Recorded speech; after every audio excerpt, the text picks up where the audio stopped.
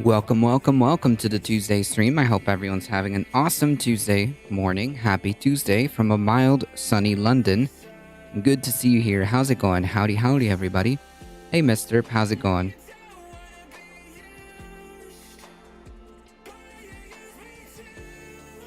Interesting.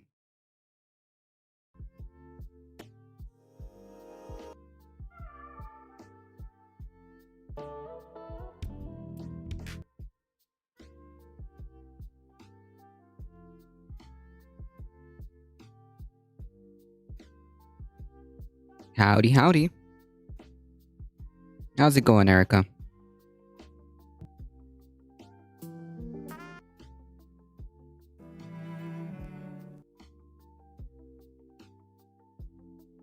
Welcome.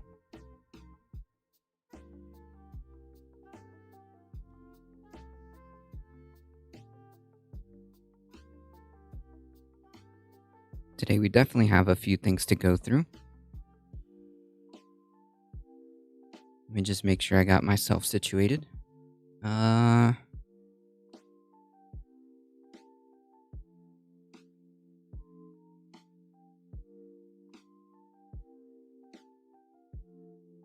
That will be good.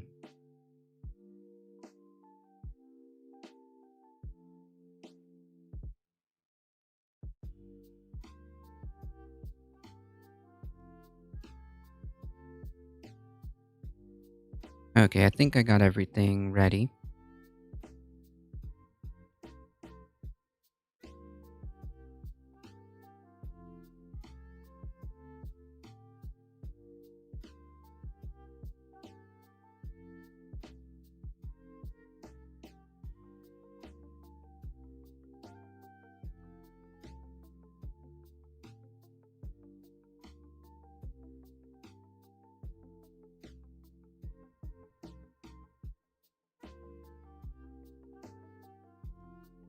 I think today we started at a more or less normal time.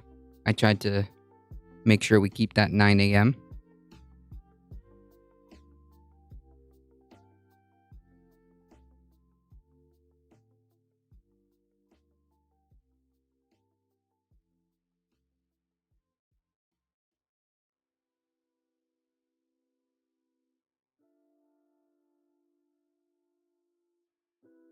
Spread it forward, how's it going?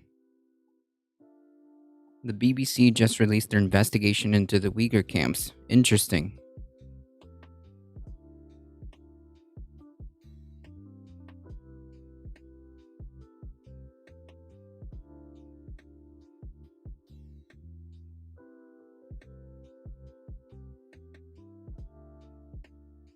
(1424) Isn't that one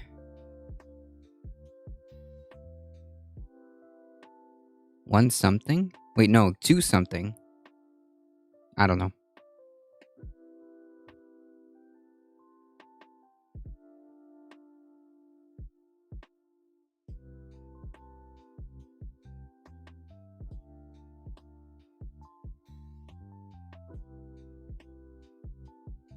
(224) Gotcha.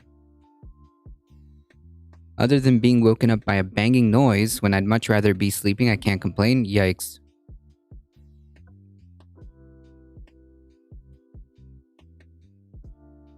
I'm wondering how lefties will talk about it, because when I bring it up to Ben, he seems to shrug it off.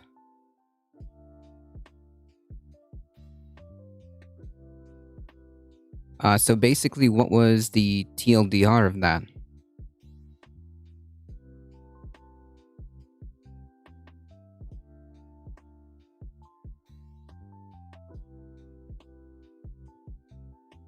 We have serious political upheaval here in the UK. Our government is so corrupt and the economy is screwed. Well, the economy is screwed everywhere, Astro.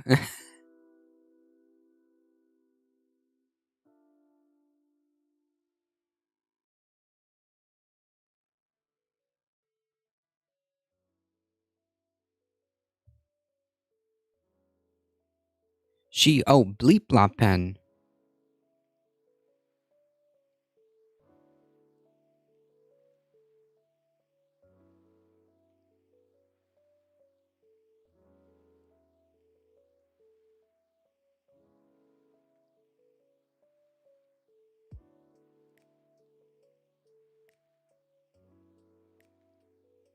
Okay, now I gotcha.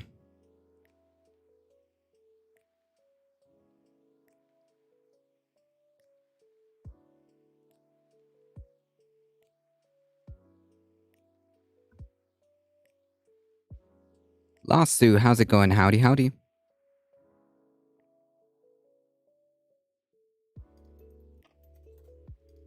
She is right, but it's an understandable mistake.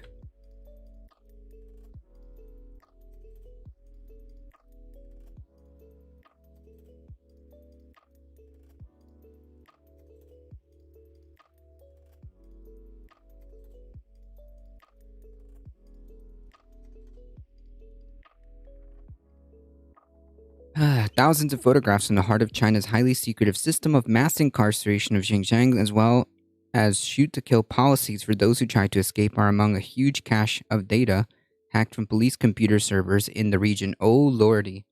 Yikes. The Xinjiang police files, as they're being called, were passed to the BBC earlier this year after a month's long effort to investigate and authenticate them. They can be shown to offer significant new insights into the internment of the region's Uyghurs and other Turkic minorities. Their publication coincides with the recent arrival in China of the UN Human Rights Commissioner Michelle Bachelet for a controversial visit to Xinjiang, with critics concerned that her itinerary will be under tight control of the government. The cache revealed in an unprecedented detail China's use of re education camps and formal prisons as two separate but related systems of mass detention for Uyghurs, and seriously calls into question its well honed public narrative about both. The government's claim that the re education camps built across Xinjiang since 2017 are nothing more than schools is contradicted by internal police instructions guarding rosters and never before seen images of detainees.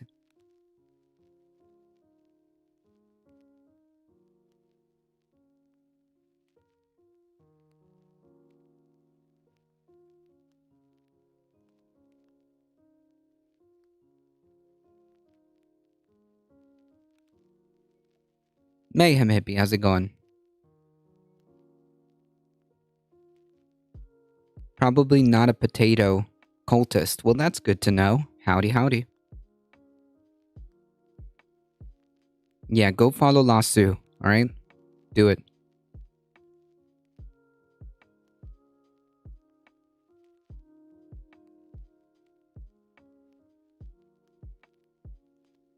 Bleep Blob is very difficult to listen to. She is very left and not joined up.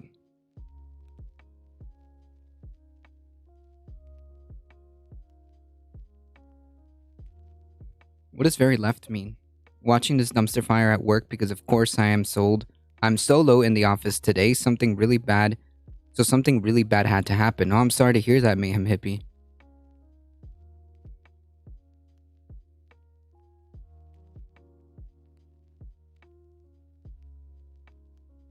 Yeah, that's a very, very strong statement.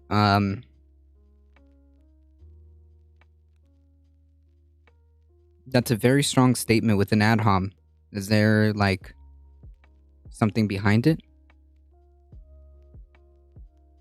Being a potato cultist doesn't sound like a horrible thing. No, it doesn't. No, it doesn't.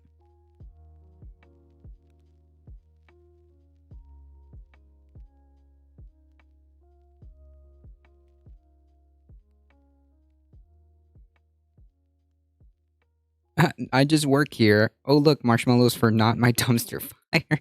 Left politically and does not give joined up thinking. I don't know what that means.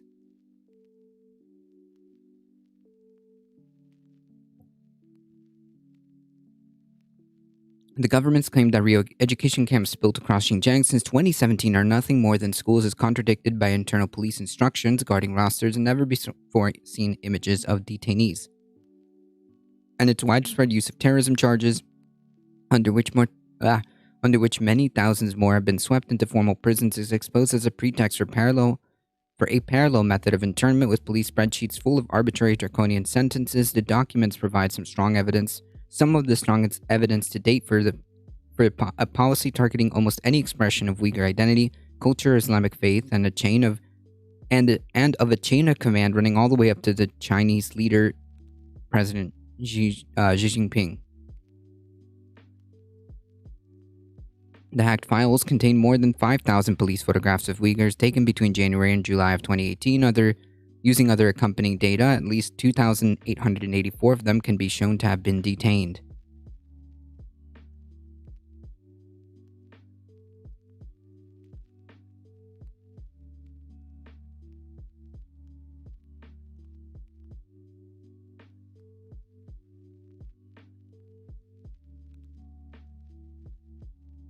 Oh yeah, there's no links, Maketa. Just send them to the mod. Just send them to a mod or myself. Yeah, I'm still like trying to figure that out. Left politically and does not give joined up thinking. I don't know joined what that means. Yeah, no links in chat because one person ruined it for everybody.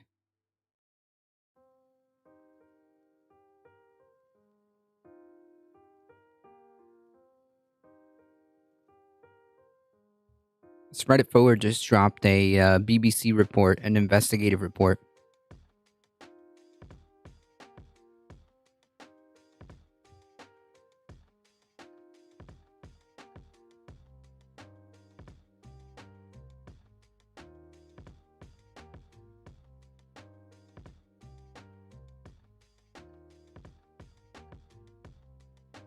Oh, on the Uyghurs. Hold on. I'm actually not even on the right scene. Hold on, folks.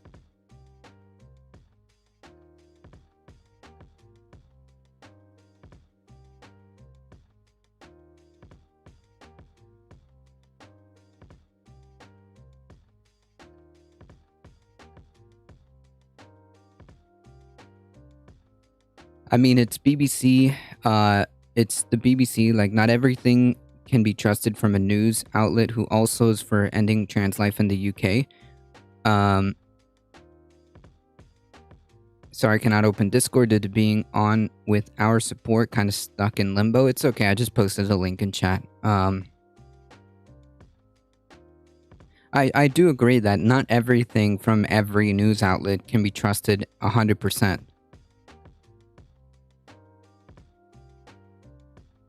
But this one, I'm still not finished a morning coffee, so not certified pro streamer. True.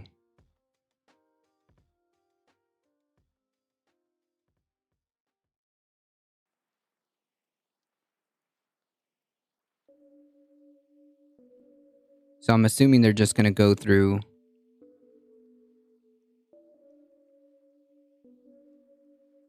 With the threat of physical force again visible in the background, this woman's photo highlights the widespread use of guilt by association. Documents describe her son as having strong religious leanings because he doesn't drink alcohol or smoke. As a result, he was jailed for 10 years on terrorism charges. But she appears on a list of relatives detained among thousands placed under suspicion because of the crime of their family.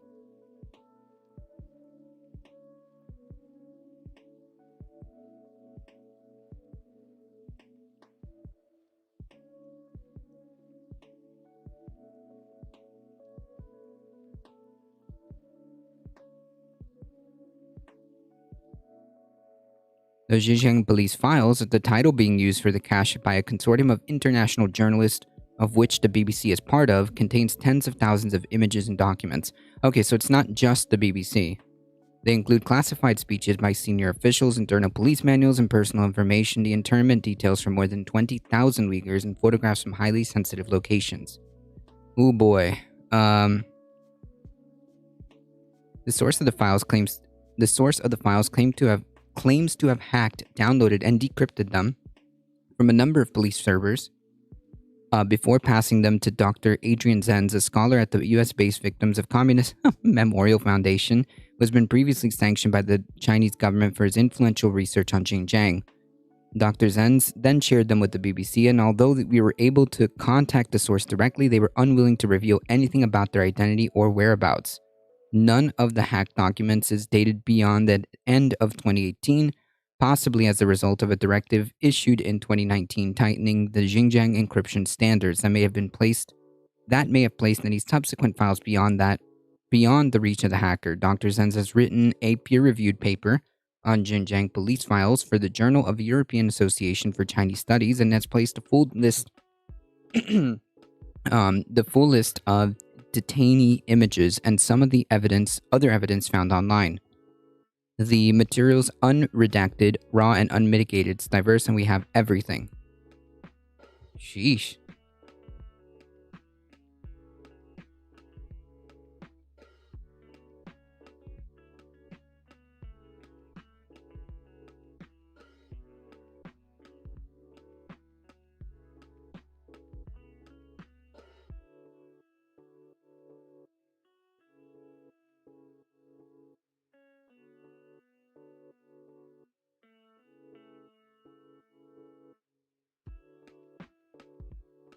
Well, if you're interested in looking at this, this is... Okay, I'll go back. Winner Veggie, thank you for the follow. And also, just a quick shout out to Scadfron Custom Stash for the offline follows. Appreciate that.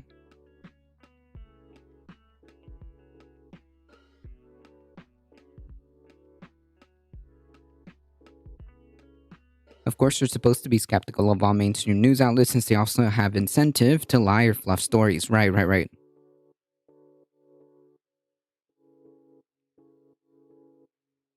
But this has been reported for years now, and more evidence is being put forward. I mean, I'd say don't take a report from a single source, BBC or otherwise. Some are more trustworthy than others, but it's best to get reports from multiple publications.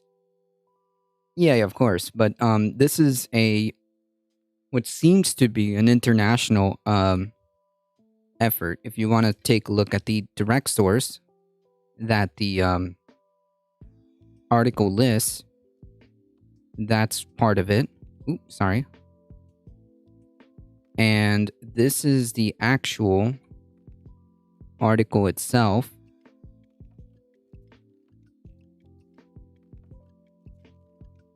And this is...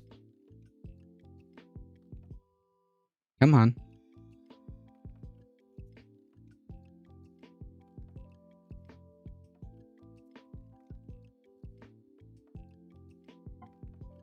The paper itself. I mean, it's all in the article anyways.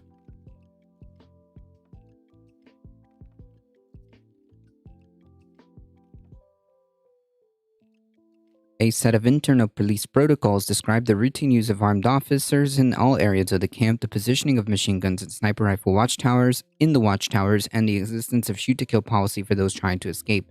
Blindfolds, handcuffs, and shackles are mandatory for any student being transferred between facilities or even to a hospital.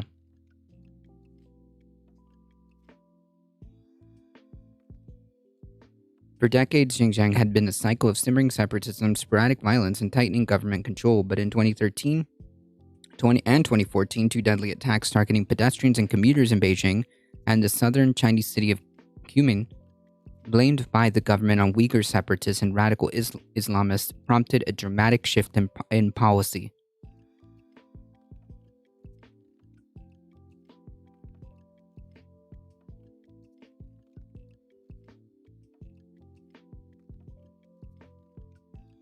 The state began to see Uyghur culture itself as the problem, and within a year, hundreds of giant re-education camps began to appear on satellite photos to which Uyghurs were sent without trial.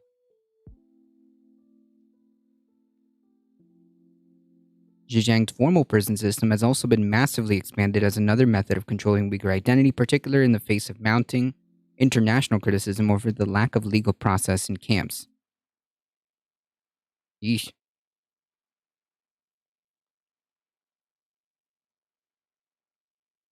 I wonder how many other outlets are going to or how other outlets are going to report on this.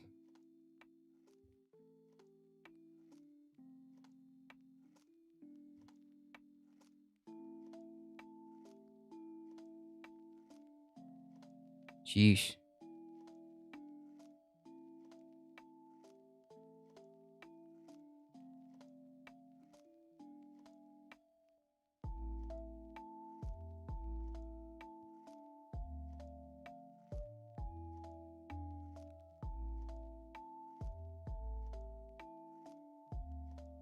It is scary.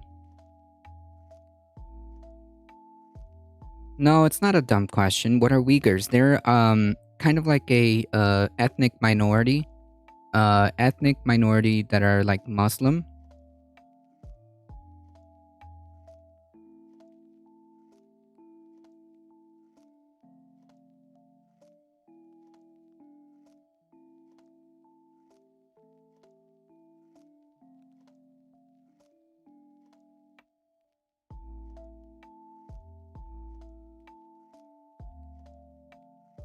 With row upon row of documents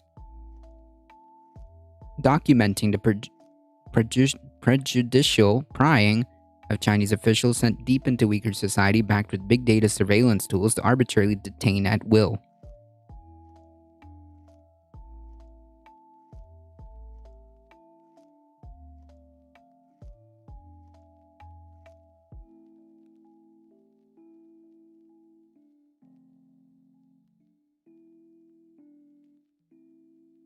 I can watch them when I want? What does that mean?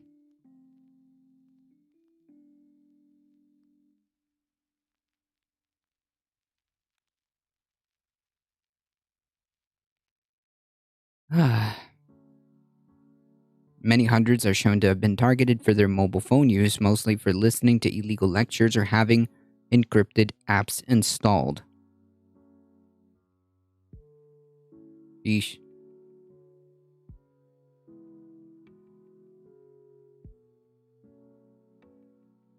I shared links to your mod. Oh, okay. All right.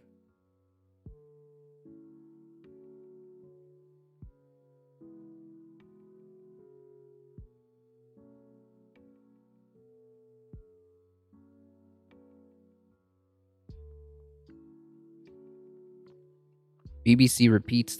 Oh, wait. This is a response to that? Somebody pointed out something very interesting they saw in a BBC video report about Uyghur women in the UK and how they are fighting to keep their culture alive. And they made a very good catch. And wait.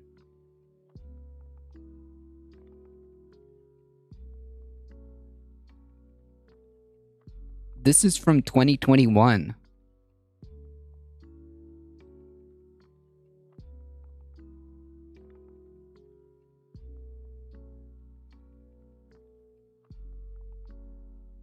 This is 2021.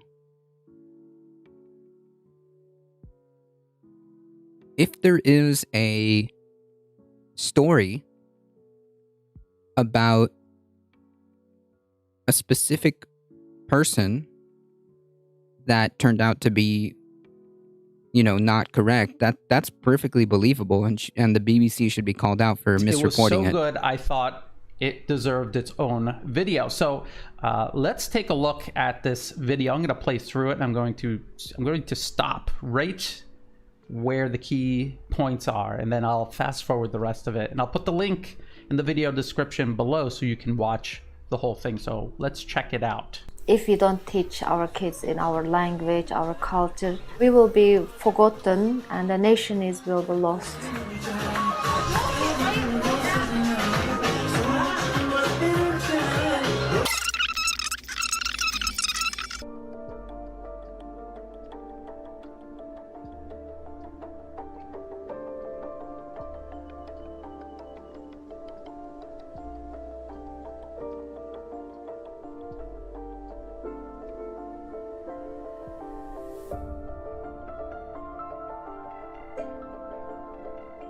Okay, so here's the BBC repeating this lie that over 1 million Uyghurs have been detained. There is absolutely no evidence at all suggesting that. I don't know about no evidence, but are you disputing maybe the numbers?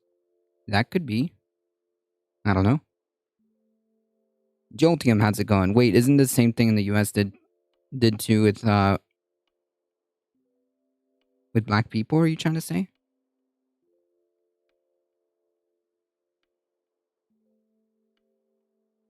There is no evidence of any kind of genocide, not an actual genocide, which is what the Western media wants you to think is happening.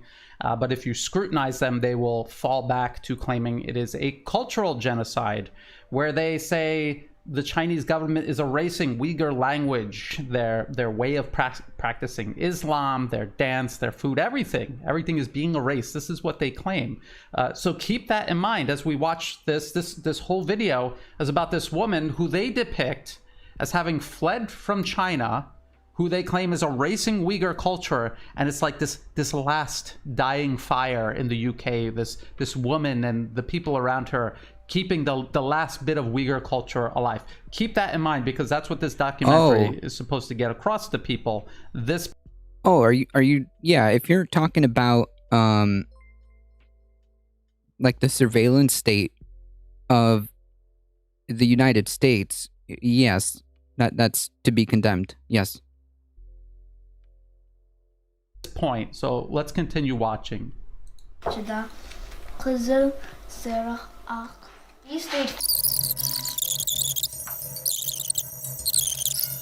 my hometown, all the ladies is a gathering once a month. This one is called chai. So here that we continue keep up this ladies gathering, and we meet each other and eating Uyghur food together and dancing.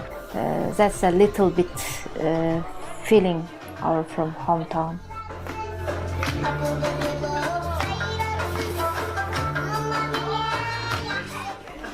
Whenever I hear them, our music, and you always want to dance. This is like something very nostalgic and I think patriotic. Wait, are they in London? Our music and dance. Wait a minute, are they in London? It's a very big part of our culture.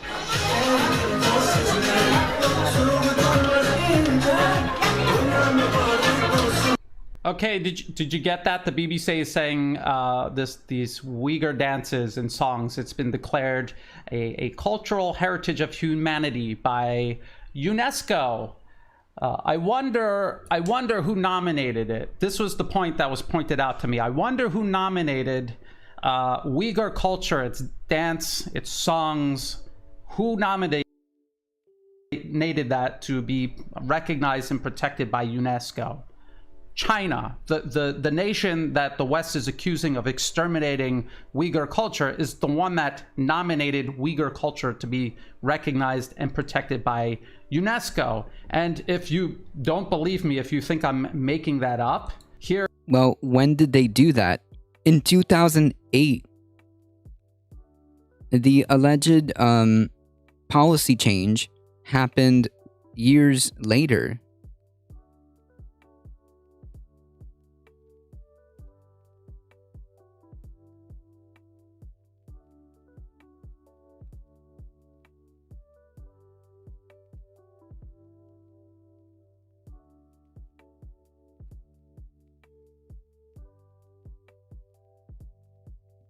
The US keeps still a lot of it hidden. Oh yeah, 100%. Yeah, 100%.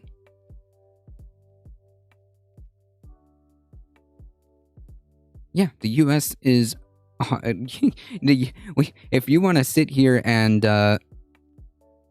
if you want to sit here and talk about, like, the crimes of the US, absolutely, we can... Whew, we got lots to talk about on that one, that's true.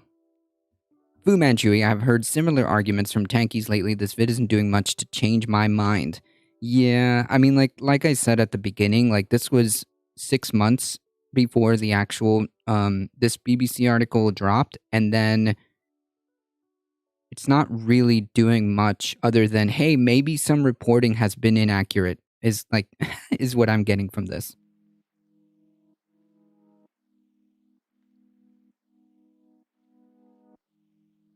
Here is UNESCO. This is their official website, and they're talking about this particular dance, the Uyghur Maqam of Xinjiang.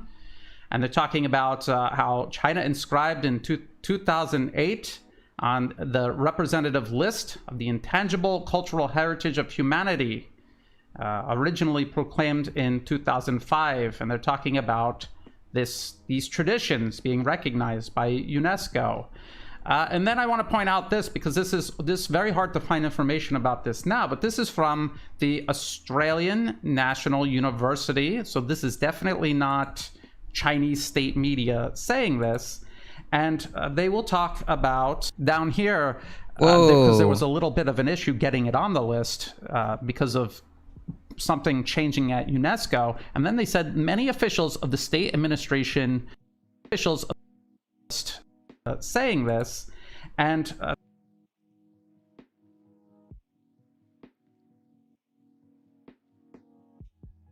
this is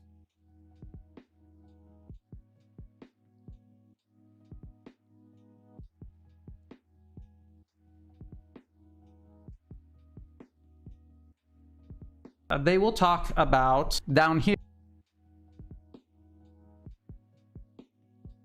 That was a weird cut.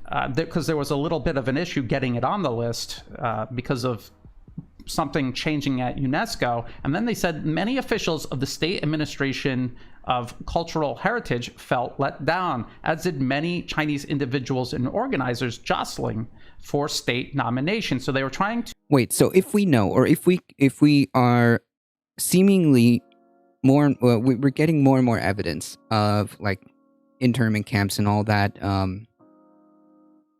stuff, and we can recognize that, for example, Japanese internment camps in the US are bad.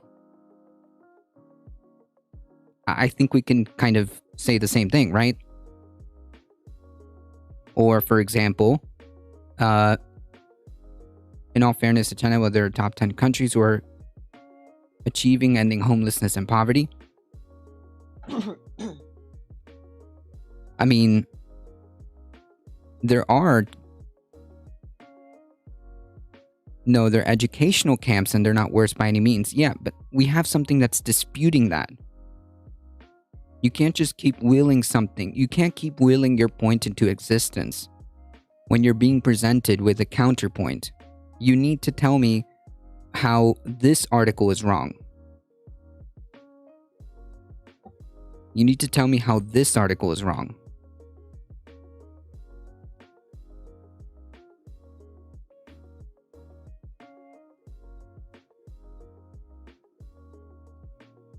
To get all of this onto the list.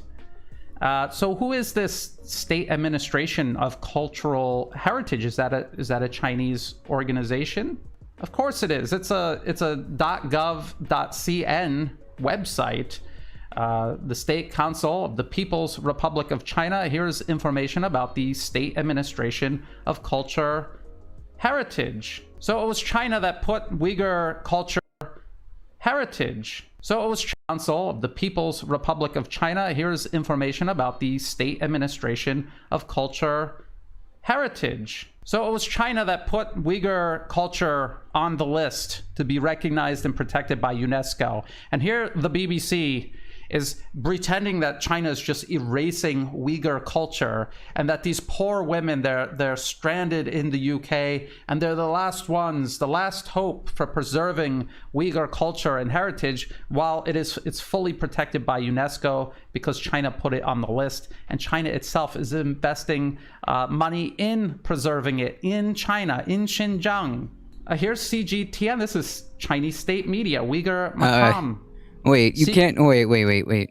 Okay. In Okay. Xinjiang's musical roots, and it's an entire article all about this. Why would Chinese state media be covering this if they were trying to erase it? Why would they be celebrating it and talking about it? Also mentioned in the Australian National University article about the process of getting it onto the list was the China Academy of Art right here. And again, this is a .cn. Oh yeah. Yeah, lawsuit. Yes, and that's horrible. Yes. And that is absolutely horrible. Yes. By the same logic, is using that narrative, Americans in the US are fine and the US is totally not doing anything bad to them. Right, they were just, you know, I'm not putting anything under the rug. I just know that there's places like the US who are doing far worse to POC. I don't know if it's like a, how do I say, a race to the bottom. It's not good. It's not good. We can talk about if you want to address the horrible things that are going on to indigenous people, sure. And website. This is from China. So it was China who fought to get Uyghur culture onto the list, recognized and protected by UNESCO. And here's the BBC making up another one of these sob stories. Completely false. What is the BBC story really about? It's about this Uyghur woman who, like many immigrants from many other countries and cultures, has left their homeland, went someplace else, and they're trying to preserve their culture and way of life so that they could teach it to their children, so they know their roots. This is done everywhere in every country. There's nothing suspicious or sinister about this. And for her, good for her. That's great. It's great that she's doing that, but don't pretend that she's doing that because her culture is being erased back in Xinjiang, China. That is a lie. That is an absolute lie. And the BBC slipped up. Not that anyone still believing the BBC and watching them will catch it, but for that to get on the list for UNESCO, China itself had to nominate it and put it on that list. Yeah, in 2008, my dude. So I won't hold my breath waiting for the BBC to correct the story. The story was a deliberate lie put out there to intentionally smear China and to make something that is false look true, and to make something true, which is China protecting Uyghur culture, look false. And one more thing, also in the video description below will be this AP article, and this was AP going to Xinjiang. Terror and terrorism, Xinjiang eases its grip, but fear remains. And when they go to Xinjiang, all they find is China celebrating Uyghur culture. They claim that it's artificial, that it's just for tourists, but this is them backpedaling because this is a far cry from cultural genocide, which itself is a far cry from genocide, which is the original lie that the West was trying to tell. They had no evidence. All right, hey, to folks, cultural genocide. This is a final warning. If you're gonna DM people who do not want to be DM'd, I'm just gonna start banning. I think I said this yesterday or the day before. If somebody does not want to be DM'd, please don't DM them. It's just kind of weird.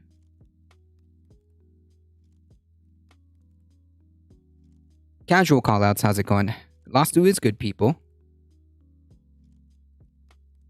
Hell yeah. And now when AP goes to Xinjiang and they see Uyghur culture everywhere, they claim, well, maybe it's not cultural genocide, maybe it's cultural museumification, where they're confining it to these sort of preservation efforts. And the whole thing is absurd, but this is what happens when you constantly lie. Your stories fall apart and you have to fall back to a new one until eventually you're left with nothing but the truth. That's our job, is to get them to the truth as quickly as possible and minimize the damage their lies do in the meantime. If you thought this video was useful, please like and share it. Think about subscribing. Lots of plot holes in this video. I'm not gonna lie. Lots of plot holes in this video. Yeah.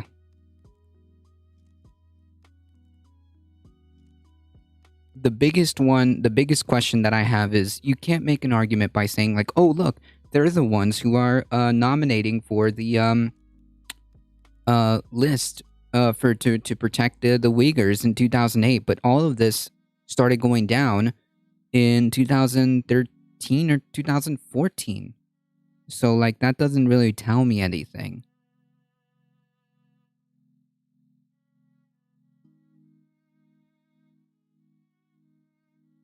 All right. This is wild. This is wild, and I want to see more outlets have their takes on this.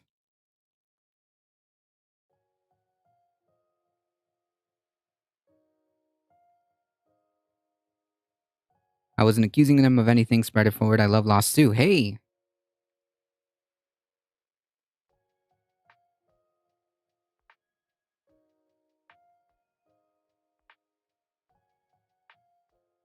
I also know and understand that USA capital is mad, and China is now competition for them, and they don't like it. I think it's more of like, well, yeah, capitalism doesn't like competition. You're right.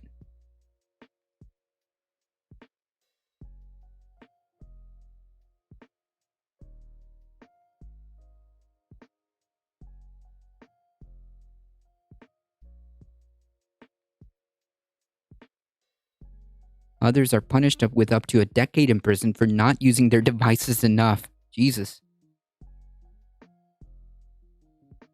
Wikipedia is the worst source. Listen, narcotic. You need to dispute the claims that are being made in this recent argument, in this recent article. Okay? You're not providing counterpoints. You're just saying Wikipedia is bad. You're not explaining to us why, though. When you look up at something up in Wikipedia and you go down to the sources, you can look at the citations. Do you want to dispute the citations? Then go for it.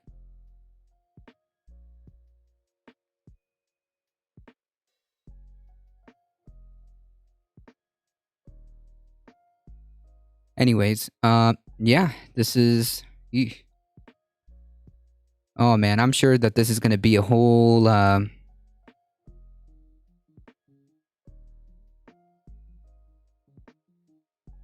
this is going to be a whole other arc. I can feel it. I can feel it. But if you guys want to check out this entire report, please feel free. There's a longer video that I shared. All right, well, send it to me then. Oh yeah, the U.S. has blatant propaganda, 100%. Oh, it's an hour long? No, I don't have time for that. But you can share it to me, and I'll take a look at it.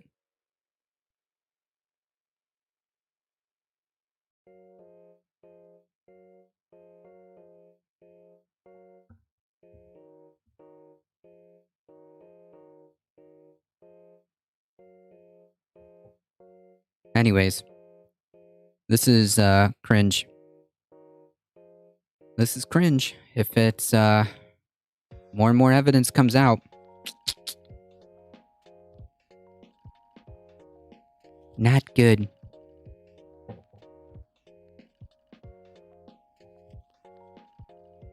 That was the most predictable, dodgy answer. Why'd you think I bother retrieving the citation? Right. That's why I exactly, Joltium. If you want to dispute the site, you can't just say Wikipedia bad. Explain to us why that citation is wrong, so that we can then take a look at other sources. That's the whole point. Tankies are so tiring. I agree.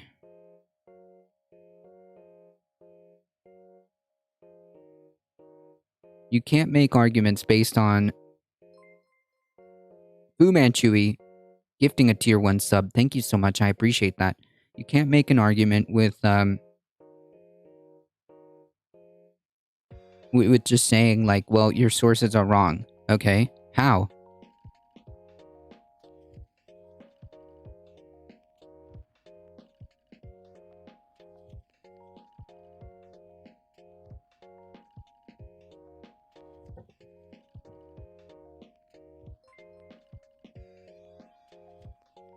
Fu Manchu also resubscribing.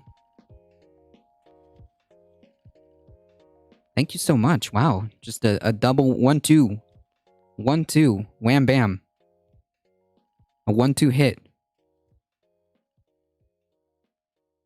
To be honest, I'm really hoping this is all just a CIA capitalist propaganda, but I'm also dreading that it's true in any form.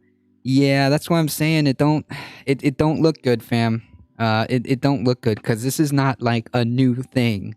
This is not a new thing. And the fact that like there are more and more evidence coming out, it's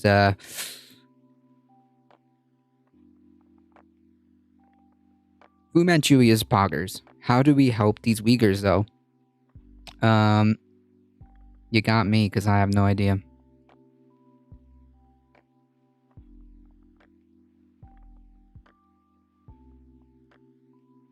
I can share a video that debunks the Earth being flat, too. Yeah, exactly. I agree, Mayhem Hippie. Yikes. Once again, if you guys want to really take a look at the deep dive, in the middle of the article, there'll be the sources that are being used for this story. So please feel free to check that out.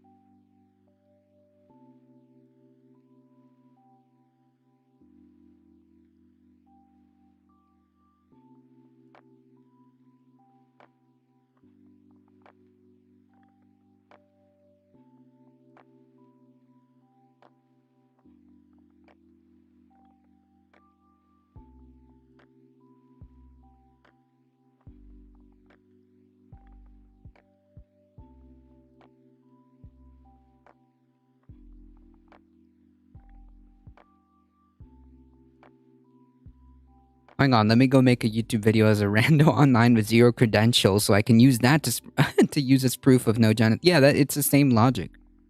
Wait, Narcotin, you're proving Fu Man's point. You're actually proving their point.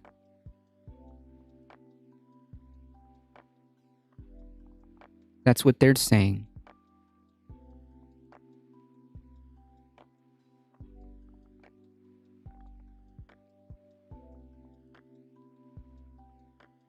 I personally think that fake news is the biggest threat.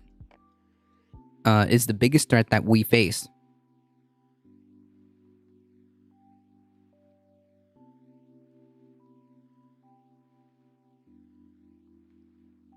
Climate change now is also fueled by fake news. Well, yeah, that's a point. That's a good point.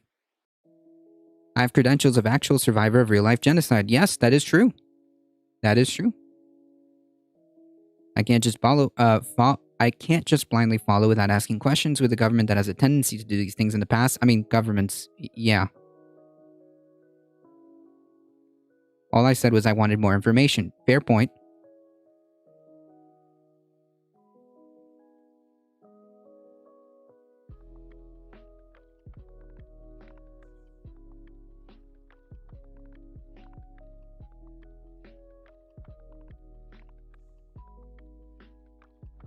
That was a fair point, yeah?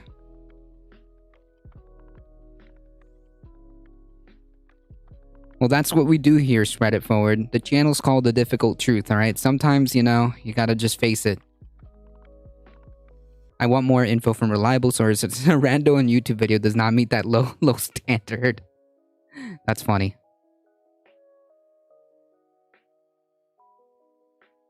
Trust me. I'm a YouTuber.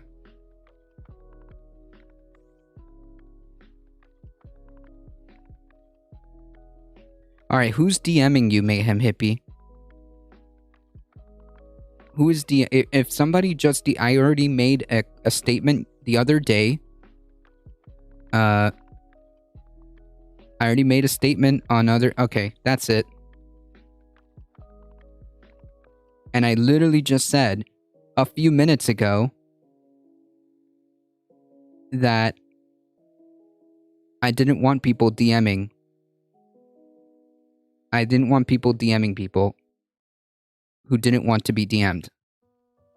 Spread It Forward literally said DM me.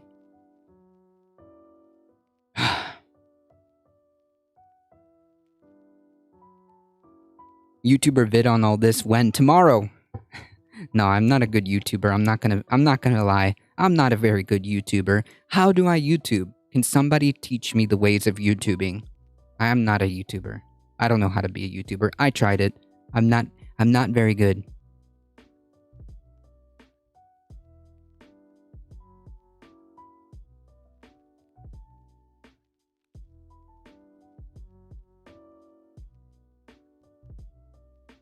Just turn your DMs into friends only.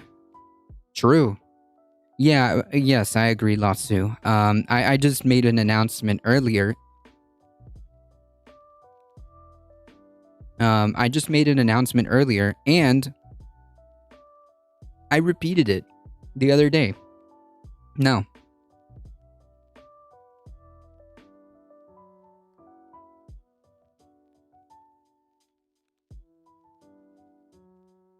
No.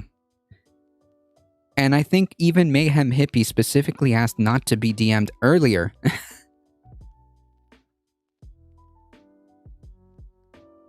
Before this.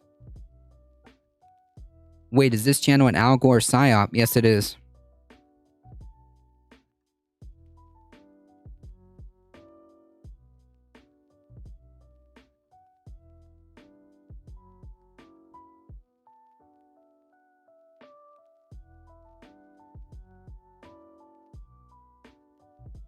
I'm actually paid by Al Gore personally. He personally gives me checks to spread propaganda.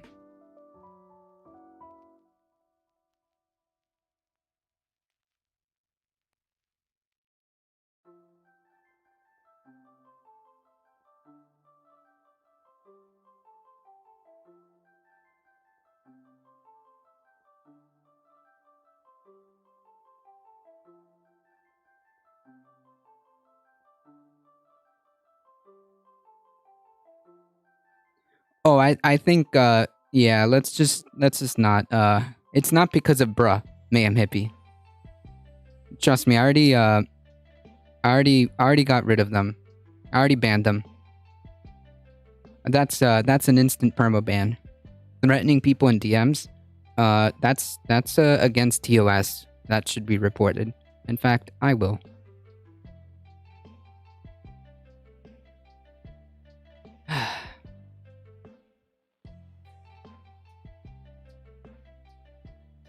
Yeah, that's no. Nope. That's a threat. That's a TOS violation. You should report them as I did. If it is when them big fat checks coming, well,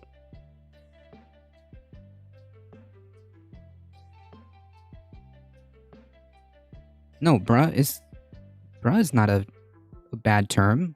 Not that I'm aware of.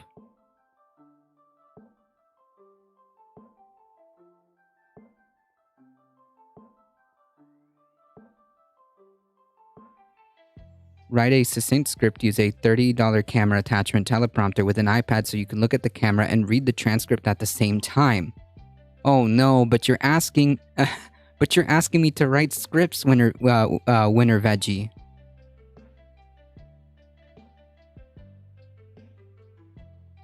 You're asking me to write scripts.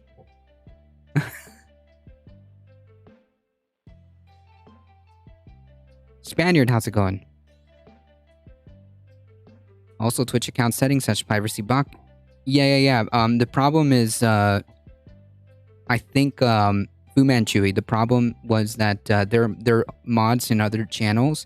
They're a mod in another channel, so they kind of need DMs in case, you know, things happen. They need DMs open. I think that's what they mentioned earlier, Fu Manchu.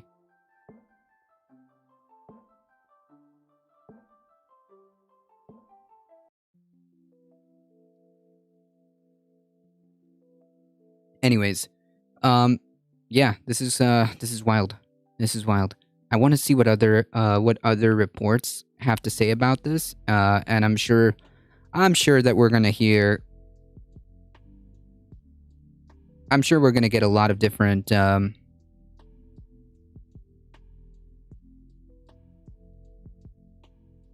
lot of different videos and whatnot, responses to this for sure.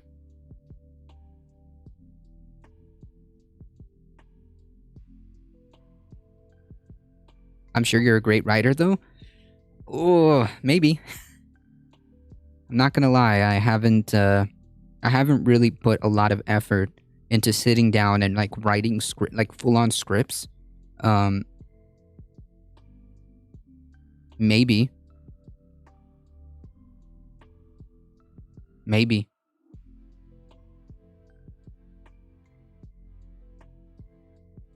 I'm sure that's what GitHub is for. No, other scripts, Erica. Other scripts. I think what you mean are, wait, isn't GitHub for like source, like code scripts, like coding scripts, or is it like scripts like videos, essay scripts?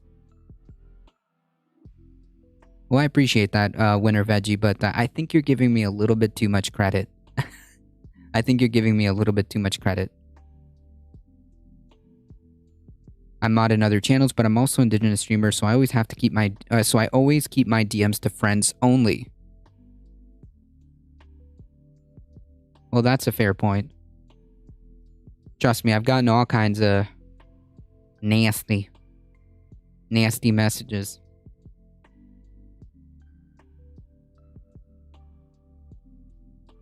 I've gotten all kinds of nasty messages. But, you know. Yeah, though, not... Yeah, yes, like scripts, like video scripts, not... Wait, that could also be... Hold on, I might not have been specific, I might not have been specific enough, because, like, video scripts could be interpreted as, like, video scripts. I could see how that could be interpreted. Now, he sent me a video saying that the ASPIs have been debunked by this one lawyer called Jack James. Not like the ASPI report is an end-all be-all, but I don't know. If that isn't interesting, I'm going to assume that the rest of his crap is crap, which I'm already 99% sure of. Yeah.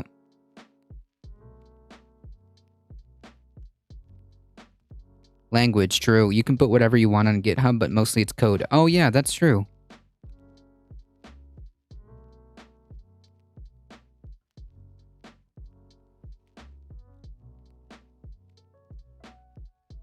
Yeah, no, it's all good, Erica.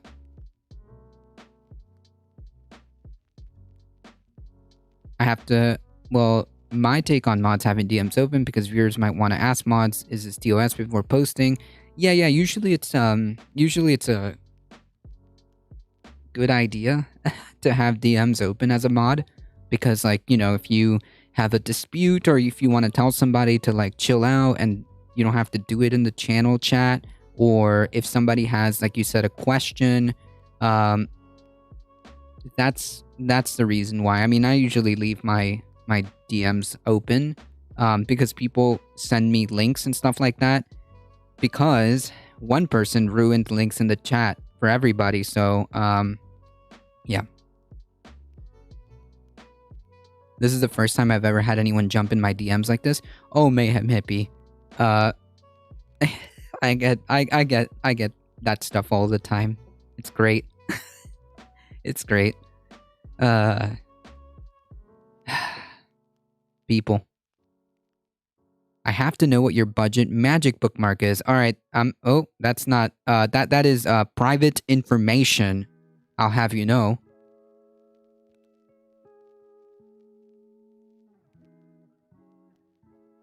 That is some private information, I'll have you know.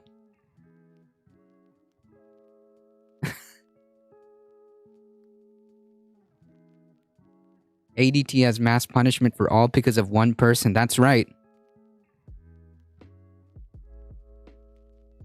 That's right. One person ruined it for everybody. I gotta crack down the authoritarian, you know, I have to put down the authoritarian boot. Because of one person.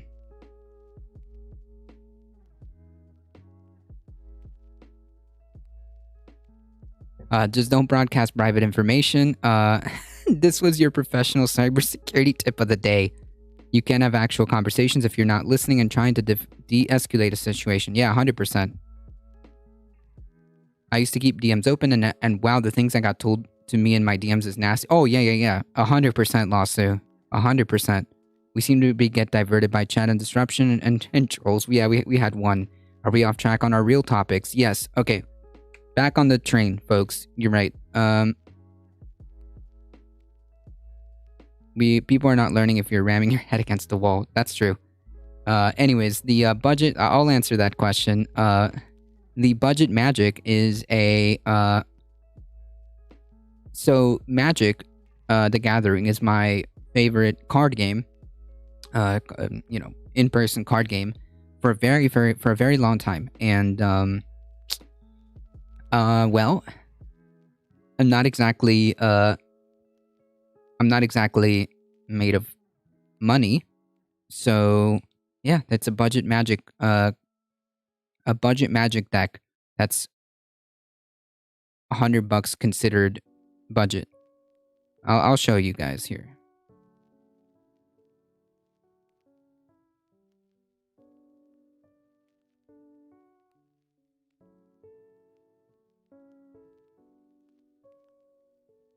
This is my favorite Magic deck that I play.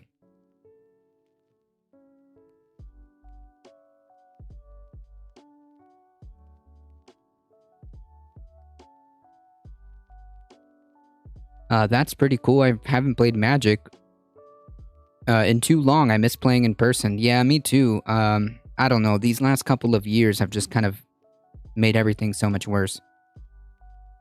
Which link? Are you talking about the coffee link? So yes, that's what that tab is about. Alright, so jumping back into it, massive BBC bomb. So I would say to look at the source itself. Oh, the coffee link, that's weird. Let me click on it. Yeah, see? It takes you to the front page.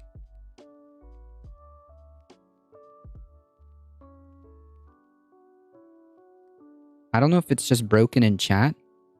But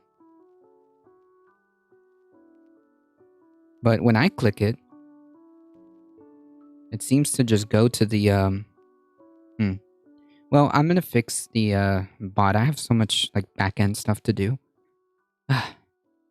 I'll have to redo that because I copy pasted it again because somebody else told me that and I redid it and it seems to be the same problem. All right. Well, I'm just gonna put the Okay, so it's totally fine. Wait, I'm confused now. All right. Well, who else? Is it just because it's on mobile?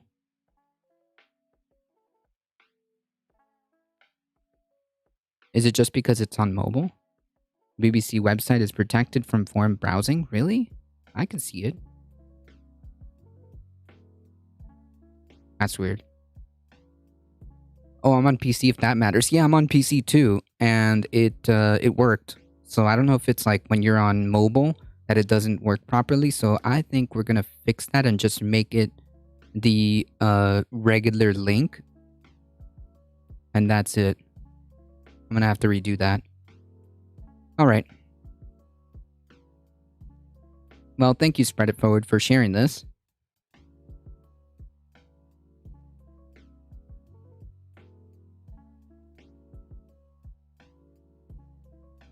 The referral part of the link isn't highlighted. Maybe I could just make the chat command, just say the code, and then just put the regular link and be done with it.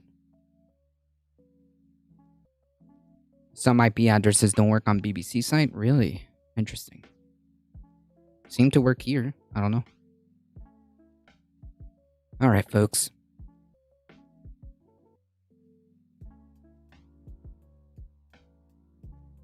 Bringing it back stateside.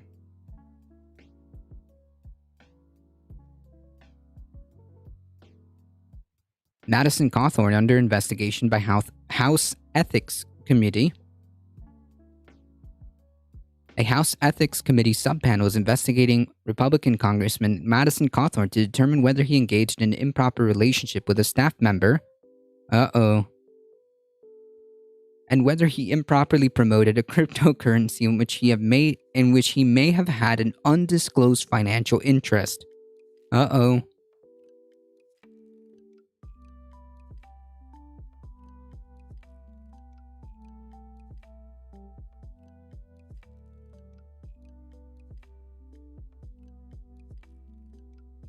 I'm in the Philippines. It wasn't against my ISP, but I do get some links that don't work, but it was really low %. Huh.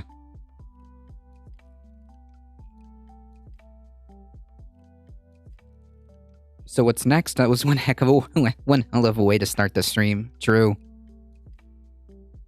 Uh-oh. Got caught in, handing the, red-handed in the cookie jar.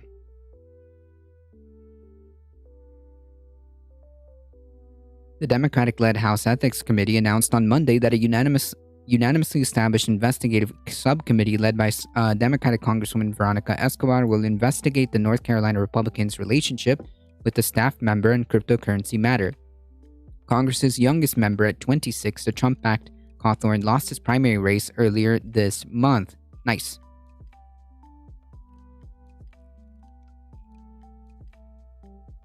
Nice. So glad. That makes me feel so happy that this guy lost his primary. Also, he's 26 years old. I'm older than him. The investigation comes after a political action group opposing Cawthorn, American Muckrakers, filed a complaint with the Office of Congressional Ethics alleging multiple violations by Cawthorn and one of his House aides, claiming that the congressman had provided the aide with free housing, travel, and loans. Uh-oh. The group cited social media posts suggesting a personal relationship between Cawthorn and the aide. Stephen Smith summoned Cawthorn's own party have pushed for an investigation as well. Senator Tom Tillis of North Carolina backed a Cawthorn challenger and pushed for an ethics probe into Cawthorn, citing potential insider trading.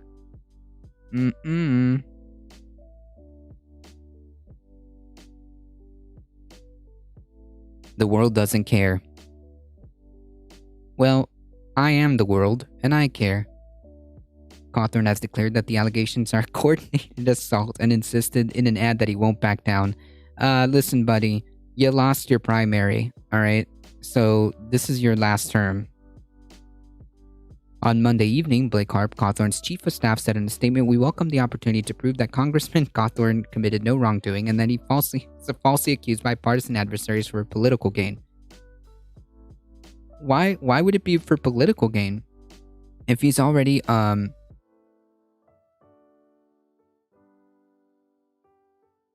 if he's already on his way out, like, why would you even waste energy on trying to, smear him? There's like literally no other, no good motivation anyways. This guy he lost his race. So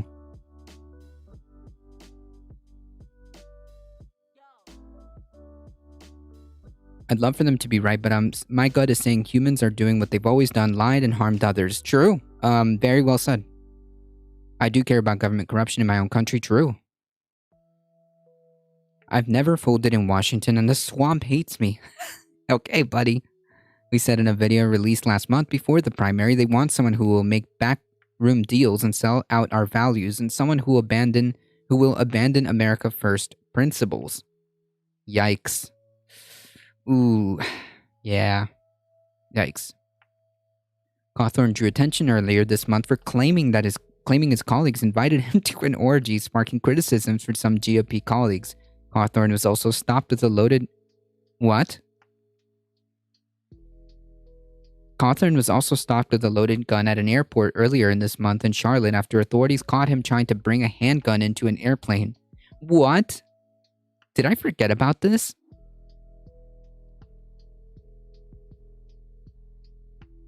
Did I forget about this?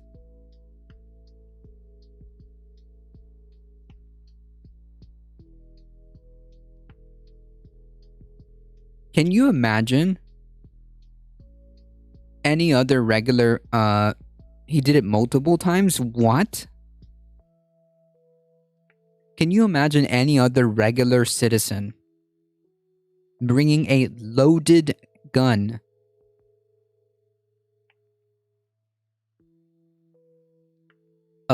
firearm into an airport? Can you imagine what that would have been like if you were a normal, citizen?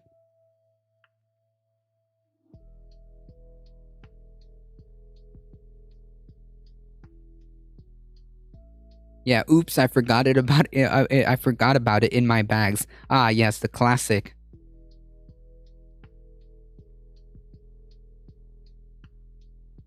Dude always trying to bring guns with him everywhere? Yeah, that's kinda... Jesus. Okay. It isn't clear how long the ethics panel work will take, but the subcommittee also said that Monday it will not investigate the congressman for driving with a revoked license and speeding in North Carolina. Wait, that's enough. Wait. So he, like, damn, that must be nice to just not have to worry about driving with a, you know, he's a sovereign citizen. He's basically being allowed to be a sovereign citizen.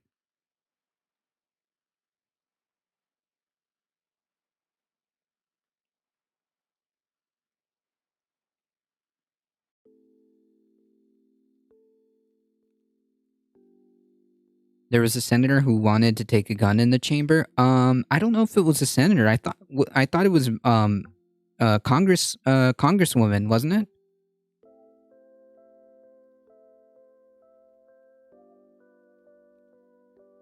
Oh, this guy got caught 3 times in the house floor with the gun. Driving with a revoked license, not being arrested for carrying a gun into a plane. Yeah, not getting a speeding ticket.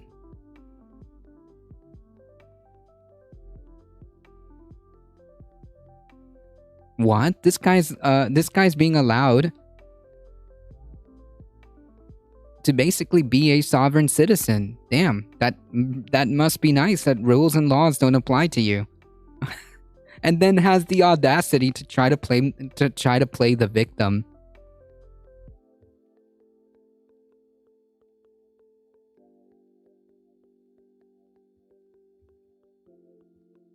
The audacity to try to play the victim.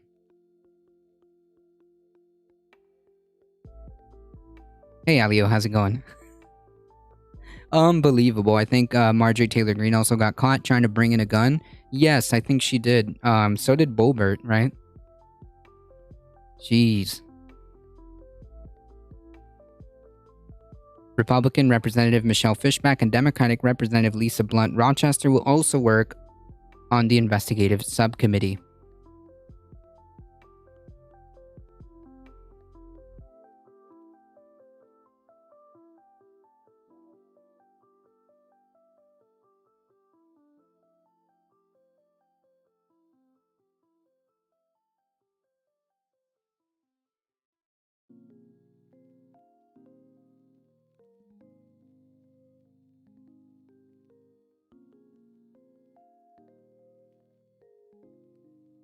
I wonder how people square that circle where the Republican Party or conservatives are all about law and order, but have no regard for any laws.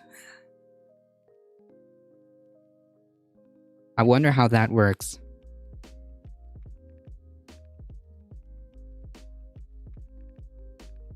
You know, I wish they were entertaining. I wish it was funny. I wish it was a joke, but unfortunately, these folks are very much not a joke and very much dangerous. An appeals court, Florida man, let's turn our attention to Florida. An appeals court fined Florida's social media law unconstitutional. Ron DeSantis, again, we talked about this original law, attempting to solve problems that, virtue signaling to solve problems that don't exist, providing solutions to problems that don't exist. Okay. A Florida law intended to punish social media platforms such as Facebook and Twitter is an unconstitutional violation of the First Amendment. A federal appeals court ruled on Monday, dealing a major victory to companies who had been accused by the GOP of discriminating against conservative thought.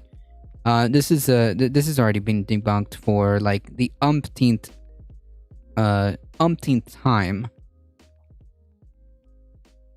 The largest figures on social media are all conservatives. Like the top 10 are overwhelmingly conservative. The biggest figures on these platforms, Facebook, with billions of users. When it comes to politics, one of the top figures is Ben Shapiro. Ben Shapiro's online internet propaganda factory farm, the Daily Wire, is actually one of the largest, if not the outright largest, conservative online media apparatus.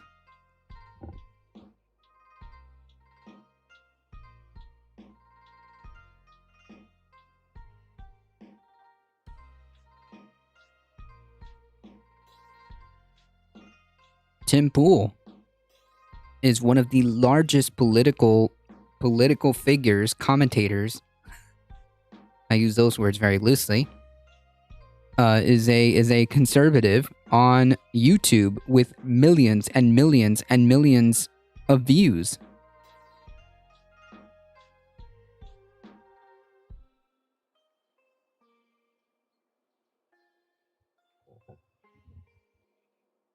Tim Pool is a very independent reporter.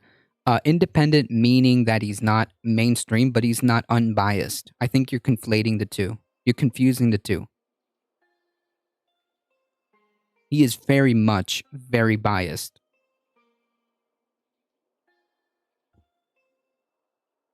I used to work for a writer who worked with Ben Shapiro, but my conscience couldn't handle it. I don't think I could.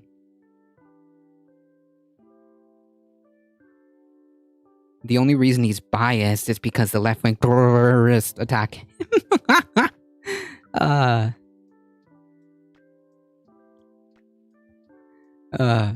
you name can you name an example? I showed a contradiction in a paper his video cited, and he called me pathetic for stopping to read the paper. Then I told him I could analyze it further, but he'd have to pay me. He called me a moron and blocked me. Nice, nice, nice.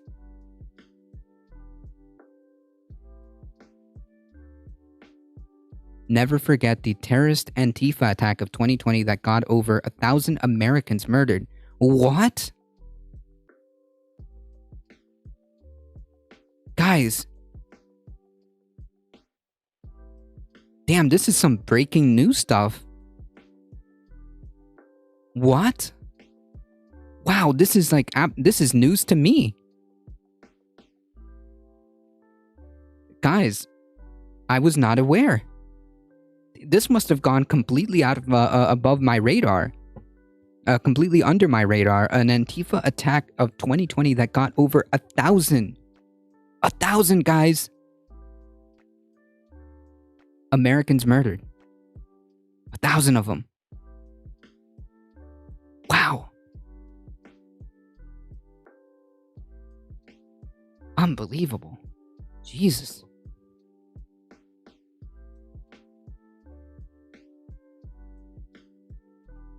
I really did try to engage with them sincerely. That's all you can do, Jolteum. That shows more about you.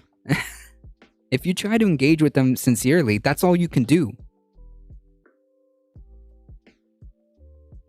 There's nothing wrong with you attempting to engage sincerely, and then, you know, if they don't want to engage sincerely back, then that's on them, right? That's on them, not on you. You did the right thing. You tried to see if, you know, they would be willing to have an actual conversation, and they didn't want to. That's not your fault. I agree. I don't find any of these folks intelligent, interesting, or even really worth listening to. Like, the only reason we have to pay attention to them, the only reason we have to pay attention to them is because they have such a massive, massive, massive audience that millions and millions and millions of people listen to. Oh yeah, we do spread it forward. No, I like the first iteration better. No, I like it. I like the we gotta love one. Yes, I agree. Yeah, the right-wing machine, and then these are the same folks who cry like, who cry the victim when they're literally massive.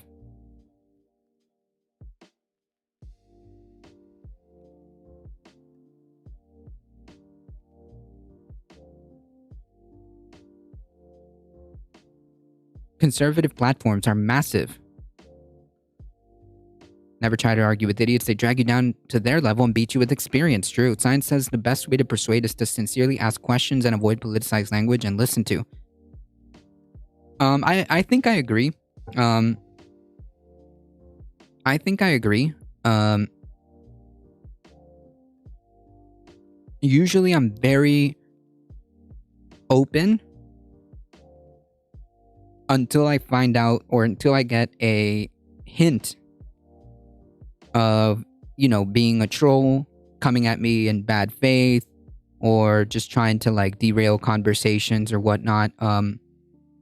Usually I just let people hang. I let people hang out here. It's just that the moment I get like an inkling of like troll behavior, oh boy, the gloves come off.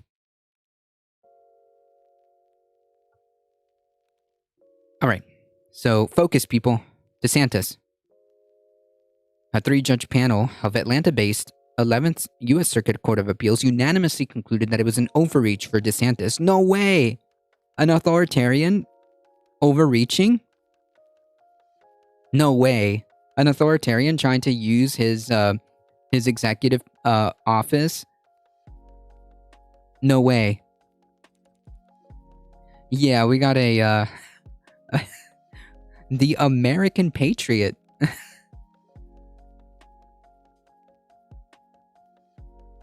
Apparently, Mayhem Hippie, and this is news to me. This is news to me. Apparently, and I totally missed this in 2020. We had a massive terror attack by Antifa that got 1,000 Americans killed. It's just unfathomable to me that I missed that.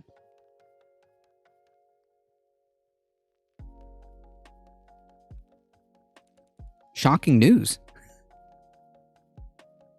It was an overreach for DeSantis and Republican-led Florida legislator to tell the social media companies how to conduct their work under the Constitution's free speech guarantee. Right, because the Constitution says that the government cannot tell you what you can and cannot say. The government. Put simply, with minor exceptions, the government, there we go, can't tell a private person or entity what to say or how to say it. Yeah, we hold that it is substantially likely that social media companies, even the biggest ones, are private actors whose rights the First Amendment protects. Yeah. The ruling upholds a similar decision by a Florida federal district judge on the law, which was signed by DeSantis in 2021. It was a part of an overall conservative effort to portray social media companies as generally liberal in outlook and hostile to ideas outside of that viewpoint, especially from the political right. No, you guys just continuously break,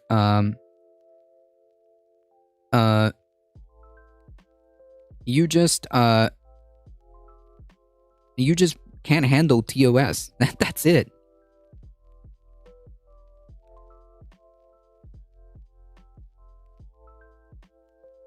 Oh, wait a minute. It must be me then.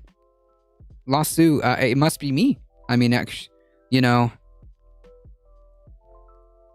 I must have missed that notice. Where was I? Usually turn out for those. Oh, this one was good.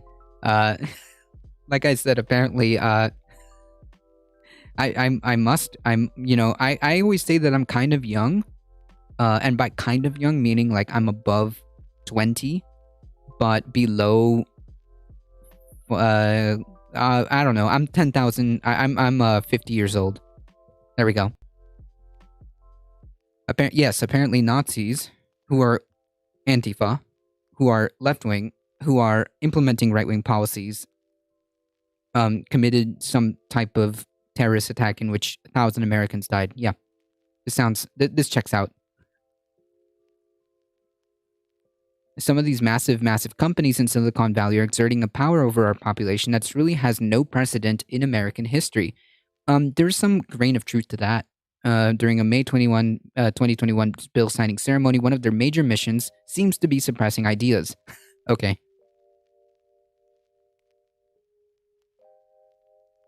Yeah, it does make so much... It makes perfect sense, you know? Really. The panel found that content moderation and curation is constitutionally protected. However, the appeals panel ruled that the tech companies' actions were protected, with Judge Newsom writing that Facebook, Twitter, and TikToks and others are engaged in a constitutionally protected expressive activity when they moderate and curate the content that they disseminate on their platforms. There was no immediate response to emails Monday afternoon from DeSantis' press secretary, communications directors on the ruling. DeSantis is running for re-election this year and eyeing a potential run for 2024's GOP presidential nomination. He was first governor to sign a bill like this into law, though similar ones have been proposed in other states. Yeah. So, like, this is this was all a performative act in his bid to probably try to run for president. He probably just did that, even though he knows that maybe, like, somewhere down the line in the process, it would get thrown out, because obviously the government just can't come in and tell a private entity what to do. Which, I mean, he wants that. He wants the ability to do that. He's demonstrated that such, because he's an authoritarian. Because he wants to tell people how to do their things, right? He was telling businesses that they will get fined if they implement their own personal mask mandate or their own personal vaccine mandate. No, he wants to be the one to tell you what to do. He also signed in the abortion ban as well, because again, he wants to be the one to tell you what to do with your own body. Lawsuit has a good point. Yeah, that's why I said it must be me.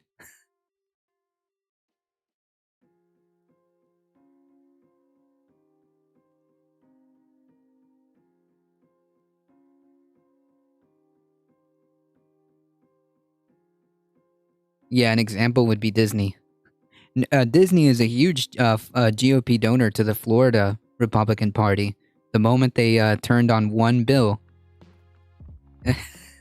DeSantis wanted to rein them in, because again, he wants to be the one to tell you what to do. He's just an authoritarian.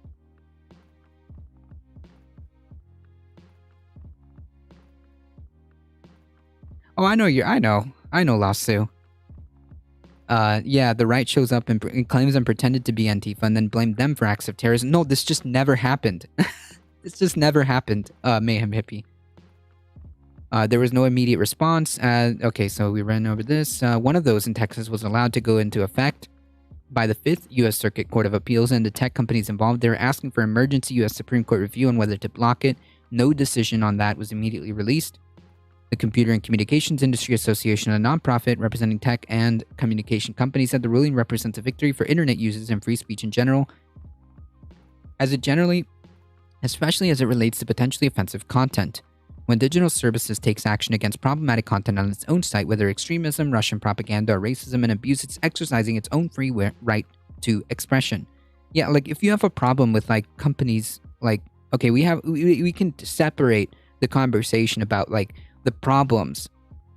We can separate the conversation about how about companies like Facebook, billion-dollar company, billions and billions and billions of dollar company. The same with Twitter, the same with YouTube. All have, like, this pseudo monopoly, and like not a monopoly, but like not a duopoly, but what would be considered like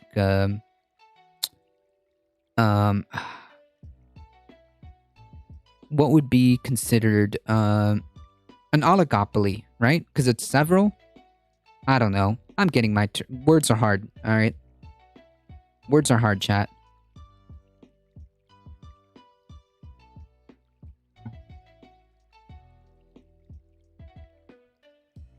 An oligopoly. Yes, that's the right word. Never mind, I'm good. I retract that statement. An oligopoly is a state of limited competition in which a market is shared by a small number of producers or sellers. So, like, for all intents and purposes, that's pretty much what I'm getting at. The point being is that there's more and more concentration into fewer and fewer hands. That's it. And that's a problem when companies are this huge. Yeah, I can't believe the Antifa FBI agents did the J6 insurrection, riot, yes. Breaking news, change and energy. The UK energy price regulators say bills will rise by an average of $1,000 in October. $1,000 a month? $1,000 a year? I do expect that a lot of energy prices will go up, which should only tell us that we should be using renewable energy because they're infinitely cheaper. That's the only thing that tells me. We should try to move in the direction of renewable energy because like this is just getting way out of hand. This is unsustainable to rely on fossil fuels, right? Like this is the exact argument as to why we need to get off fossil fuels. Oh, 1,000 a year. Man. That's still a lot. That's like an extra, just like, I can't do math, but out of the most simplistic, out of simplicity's sake, it would be just under $100 a month extra. It would be just about $100 a month extra, which is like wild. I cannot afford another round of electric bills like this past winter. Yeah, about 90-ish. Yeah, yeah. For simplicity's sake, I was like, I can't do this math on the fly, so it's just under 100. Even wood prices are going up in biofuel due to shipping. Yep.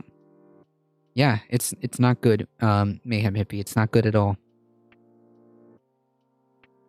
My state of California is facing a drought, and we're in an ocean state. Oh yeah, we're gonna get to that story.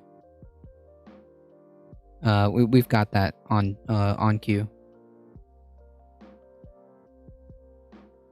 As enacted, the law would give Florida Attorney General authority to sue companies under the State of Deceptive and Unfair Trade Practice Act. It would also allow individual Floridians to sue social media companies for up to $100,000 if they feel they've been treated unfairly. The bill targeted social media platforms that have more than 100 million monthly users, which include giants such as Twitter and Facebook, but lawmakers carved out an an exception for Walt Disney. Uh-oh. Damn. The virtue signal. The lack of consistency. Yikes.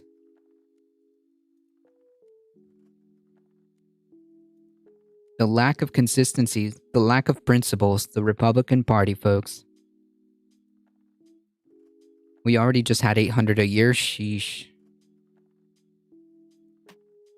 83.33 a month. Oof. Ugh. Yikes.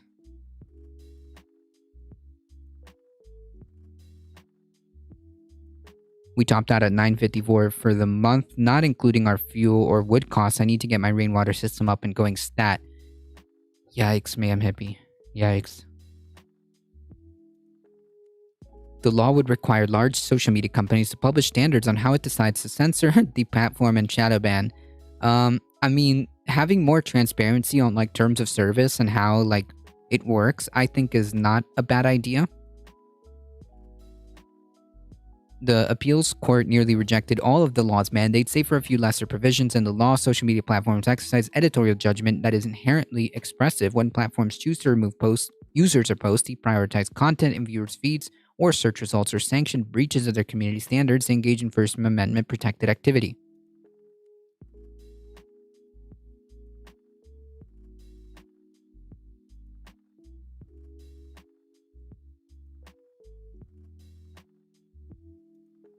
That's right, Lasso. Alright, this one is,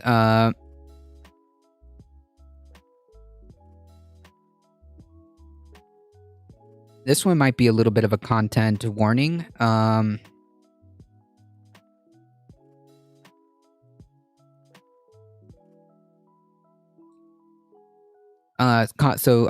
I'll say it again. This is this next story is going to be a bit of a content warning.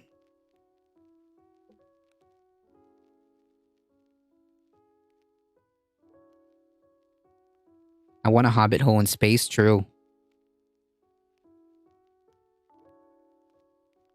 This one's a bit of a content warning, okay?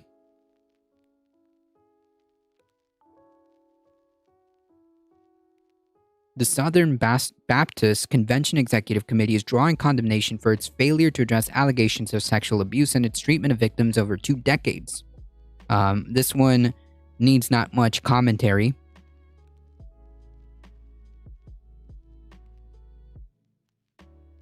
The scathing report by Guidepost Solutions, a domestic and international investigations, monitoring, and securing technology consulting firm, also found credible allegations that prominent Georgia evangelical leader, it's always these radical evangelicals, leader, the Reverend Johnny Hunt, a former president of the powerful Southern Baptist Convention, sexually assaulted another pastor's wife in 2010. Remember, these are the same type of evangelical, like radical fundamentalist, that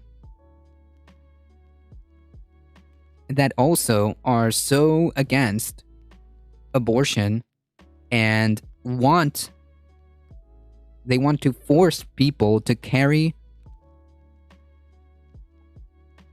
pregnancies to term, even if they were raped.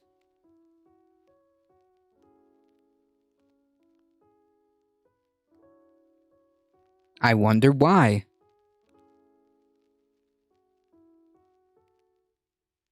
Remember how I said whenever like these laws, these anti-abortion laws that don't even have exceptions for rape and incest are major self-reports, major red flags? And this is all perpetuated by like radical, like fundamentalist evangelicals. Damn.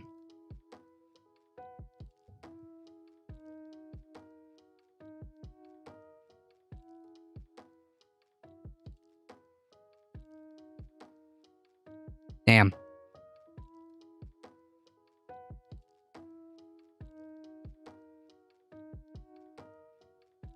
Pressure must have been immense, yeah. Our average UK household energy is already $1,500 a year. Sheesh. A major gas company in Oklahoma is adding $8 to every bill for the next 25 years to cover the cost of one storm. And it's going to continue. Part of it's price gauging. Part of it's the cost of climate change. Yeah, it is incredibly effed up. It is incredibly effed up, which always ties into my argument. Whenever I see these like radical evangelicals, these fundamentalists argue that like, yeah, abortion is just wrong, and you have to force the pregnancy to term, even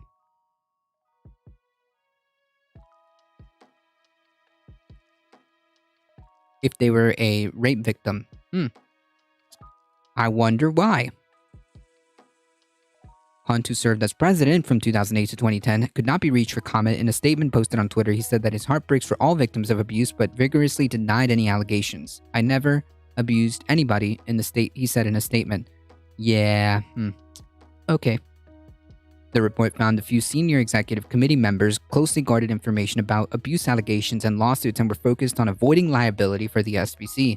Abuse survivors were ignored, disbelieved, or told that the denomination couldn't take action because of church autonomy.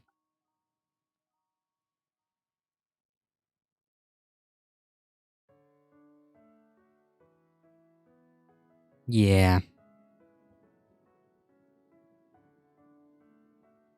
Remember how Al Gore said our climate emergency is accelerating? Yes, it is. At a very worrisome pace. At a very worrying pace.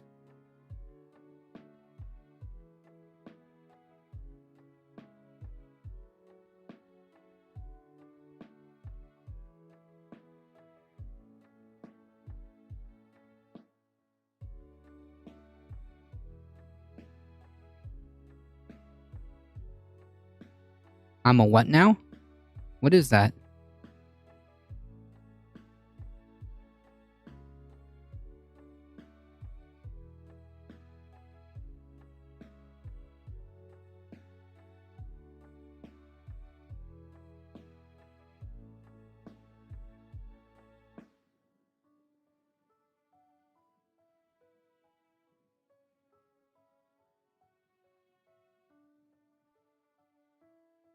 I don't think I have that command, Jared. How's it going, by the way?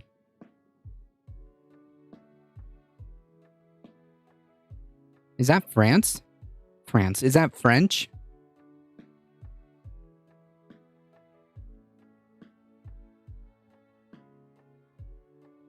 Alright. It's a pretty cool command. Yeah, I need to make a weather command. That would be nice. Roland Slade, chairman of the SBC committee, and Willie McLaurin, interim president and CEO, vowed in a statement to do all we can to prevent future instances of sexual abuse in churches. Wait. Future? So there have been. Wait.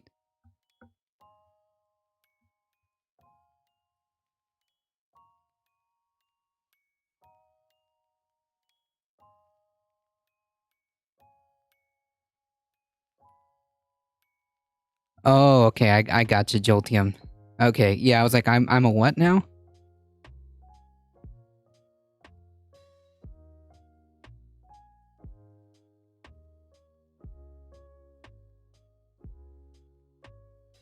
It's like Latin, Spanish, and Italian all mixed. I have a friend who's doing PhD research on climate change and how it affects farmlands in Canada. Countries with tundra like Canada and Russia stand to benefit from climate change, turning previously unusable land arable. For a moment, yeah. For a minute, but that also has other domino effects too.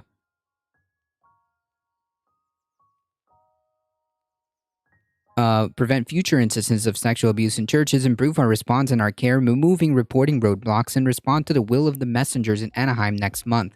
Hunt served more than 3 decades as pastor of the First Baptist Church, Woodstock. He later served as senior vice president of evangelism and leadership of North American Mission Board until May 13th when he resigned. Yeah, I mean, yeah, that's the takeaway from this story, in my opinion.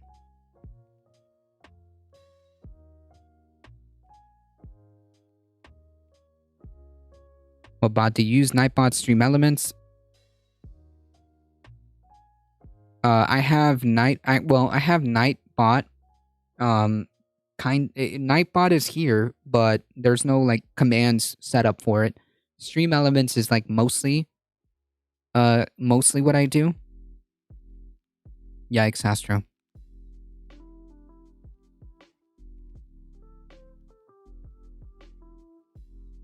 Where I'm from, we commonly speak a blend of English and French. What? No, nobody understands what the F we're saying. What? I've never seen that before.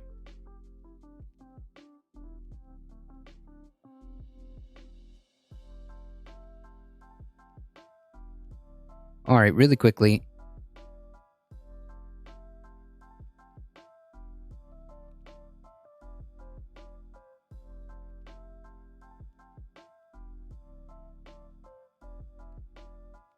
Franglais.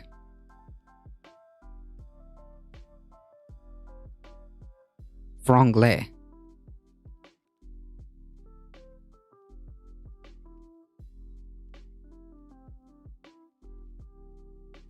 So then someone would type weathers and then the country. Yeah, I have to I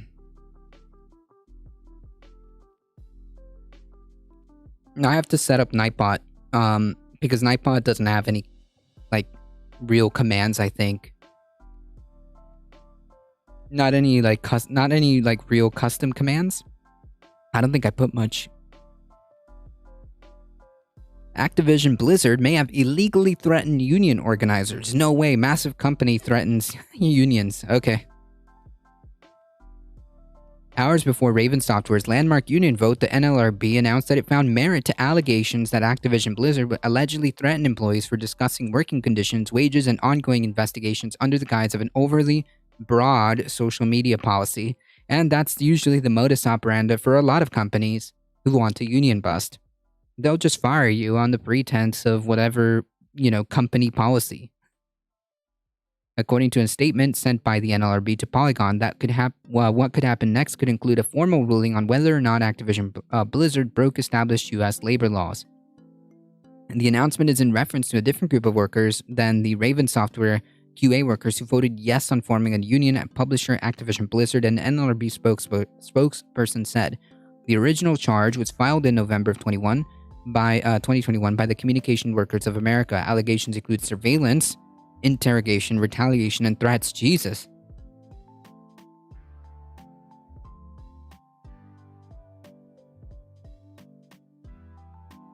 This is Stream Elements. So that's how I would do it. Interesting.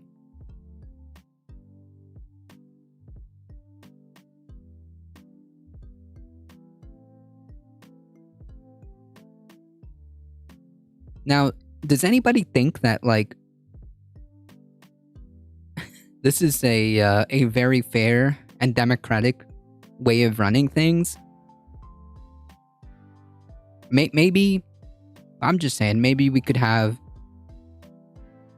a more democratic system that doesn't involve centralized authority who has the power to surveil, interrogate, retaliate, and give threats.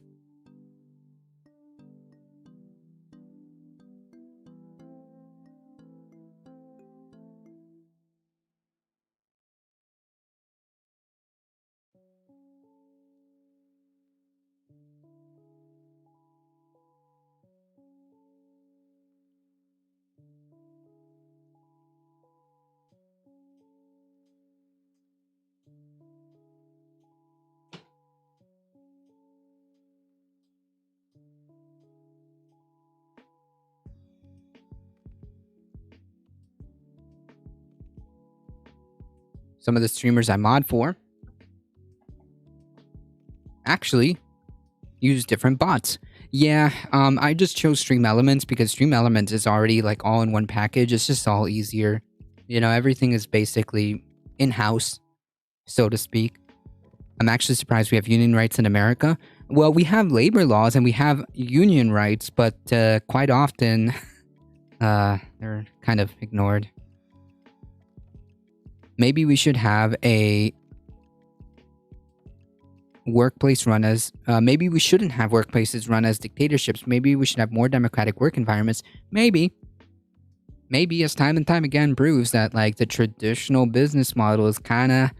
Yikes, it's kind of authoritarian, where you've had a concentrated, small group of people, if not outright one person, kind of just dictate everything.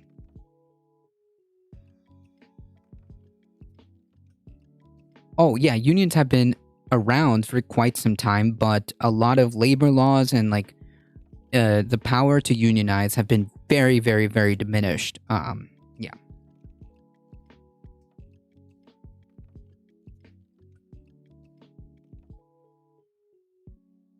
The new energy price cap in the UK will make the average bill $3,500 a year. Yeah, I don't know if I can afford that. Not by myself. That's wild. That's just not good, Astro.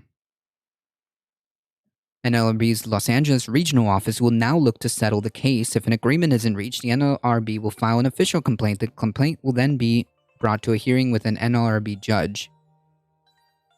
The NLRB Act protects workers' rights to organize, and employers can't respond to a union organizing drive by threatening or interrogating or spying on pro-union employees or by promising benefits if they forget about the union. That's right. Ideally, that would be the case, but quite often a lot of these labor laws are, just completely not enforced, disregarded. They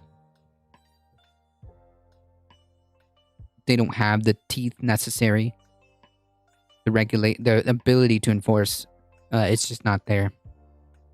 Activision Blizzard has been under close scrutiny for years now following a California Department of Fair Employment and Housing lawsuit that alleged that the company fostered a culture of sexism and sexual harassment. Multiple lawsuits and investigations have stemmed from there, leading to Microsoft's intent to purchase the company in a $68.9 billion deal. Sheesh. Not sure I want Microsoft to eat that too.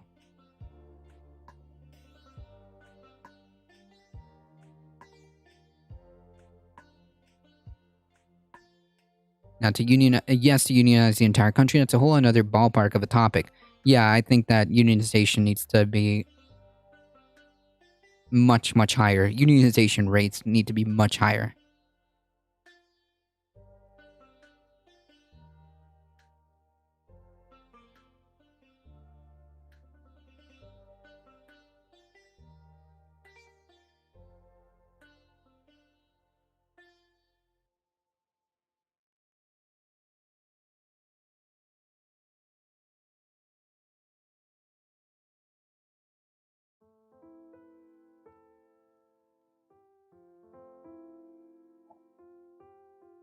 bringing it back.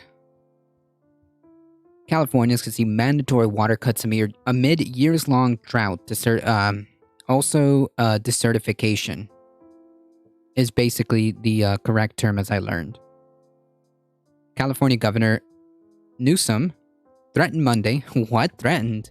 To impose mandatory water restrictions if residents don't use less on their own as the drought drags on and the hotter summer months approach. Newsom raised the possibility in a meeting with representatives from major water agencies, including those that supply LA, San Diego, and the San Francisco Bay Area. The Democratic governor has avoided issuing sweeping mandatory cuts in water use and instead favored giving local water agencies power to set rules for water use in the cities and the towns they supply. Yeah, that's probably fine. But January through March typically is when most California's annual rain and snow falls, but this year those months were the driest in at least a century.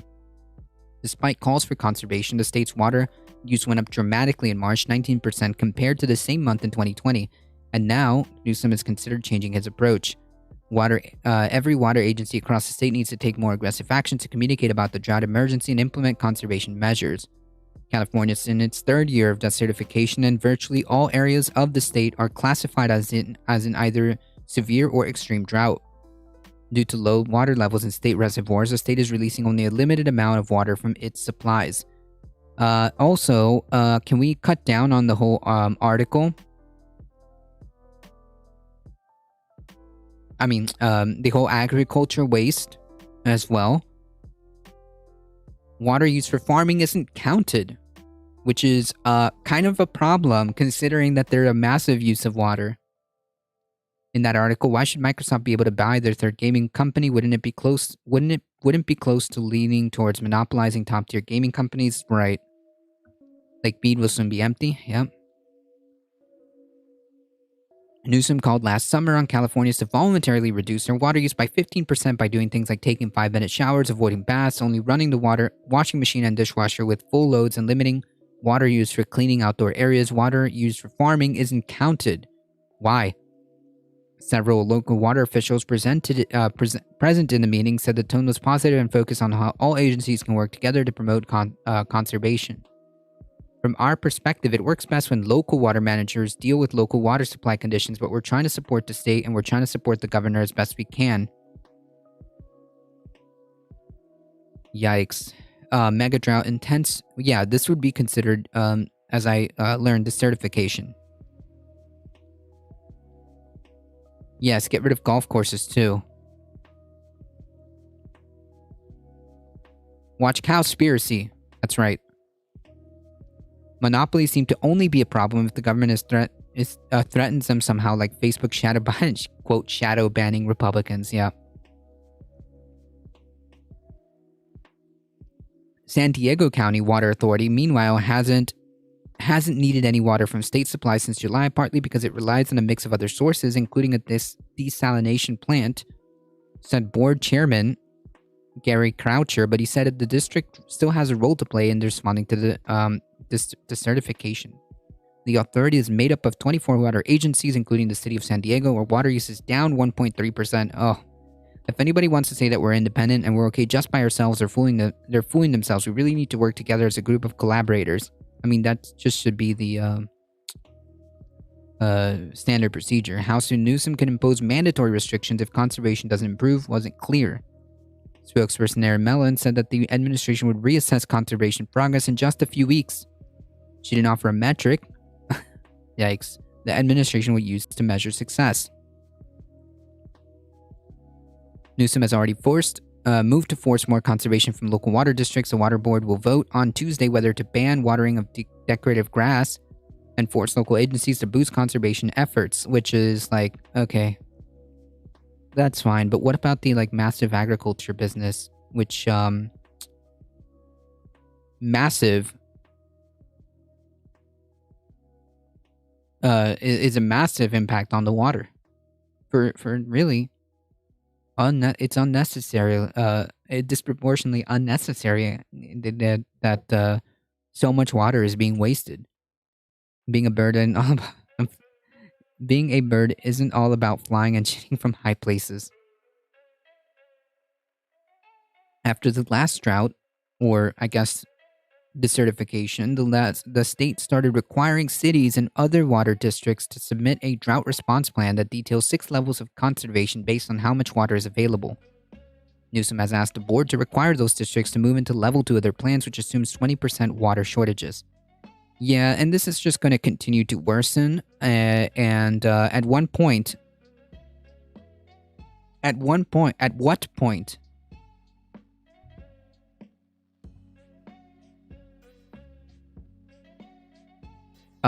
Do we realize that we cannot sustain this?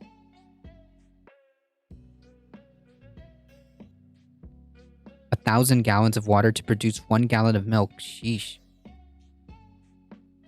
Oh, I didn't get it, Alio. That went over my head. That one went over my head.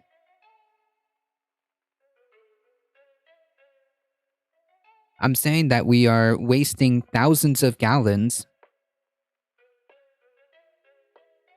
of water for absolutely no reason. When we could be doing... when we need to be conserving the water, is what I'm saying. Oat milk. Yeah, there you go.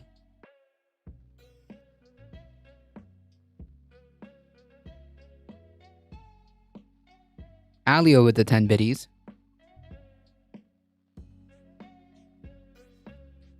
Oh, did this just happen? Oh no, this was a couple... Oh, last month. Oh, I guess it did happen. Yikes. Well, just a quick tie-up to the last story. Apparently... Yeah, apparently it happened. Yikes.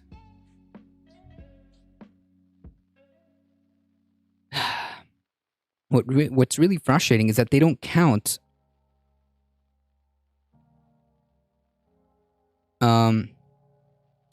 Where is it?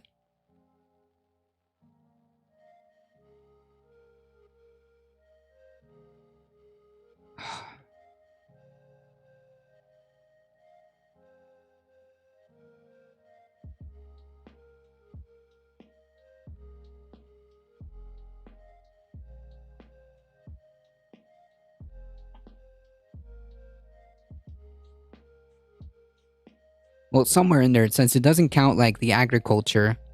Yeah, agriculture water, which, hello, that's kind of a big deal.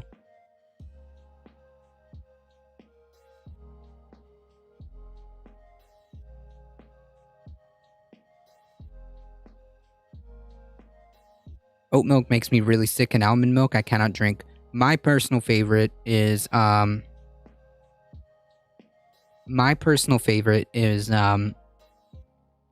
Silk vanilla soy milk, which is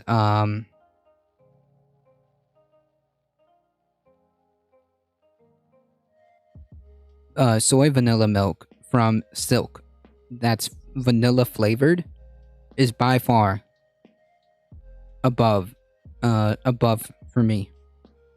That's what I put in my coffee. I don't even need to put anything else on my coffee. Straight up. Horizon soy milk, something like 70% water is used for agriculture, and 40% of that is wasted on poor practices. Yeah, among other things. I'm super lactose intolerant. Gotcha.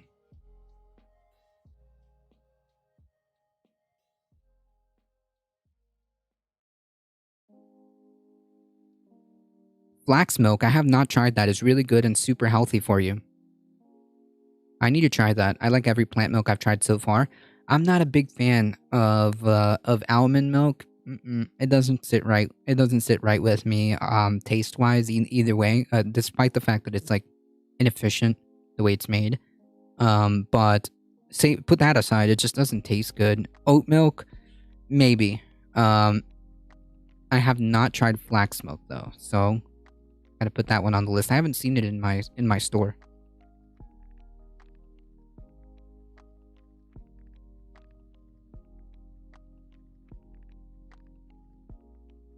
Yeah, I gotta check.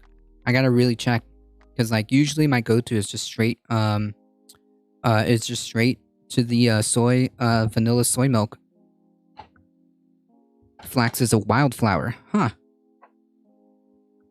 Yeah, I need to check out my, my local, my local store and see if they got flax milk.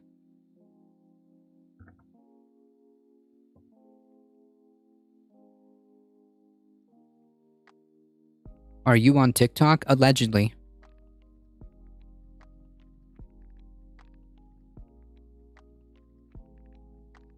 Last week, while touring a water recycling plant in Los Angeles, Newsom spoke about better communicating the need for water conservation with the state's 39 million people. Ay, ay, ay. TLDR, the situation isn't good. This is basically how things are going to look like.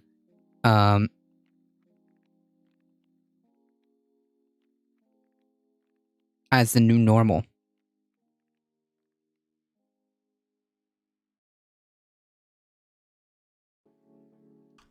At some point, having access to, something like water is going to be already a problem. More than it is now. Give it a couple more years. See how things look by 2030. It doesn't look good, folks. Flaxseed milk contains no cholesterol or lactose, making it a heart-healthy alternative. Nice. Yeah, that's what Darknet was saying. Very good for you.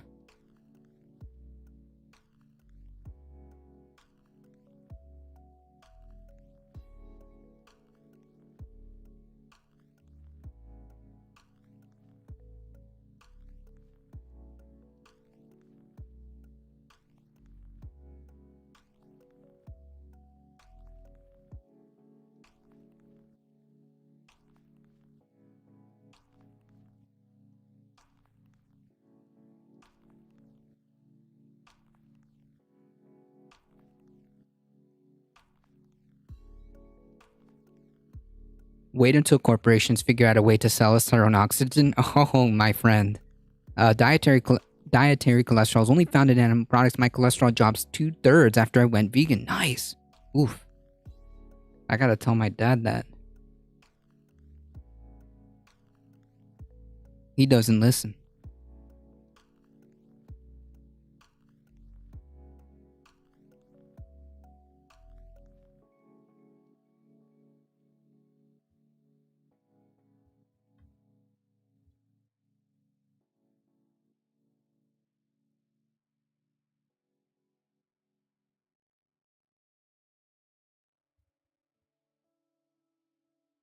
I'm basically heart attack proof.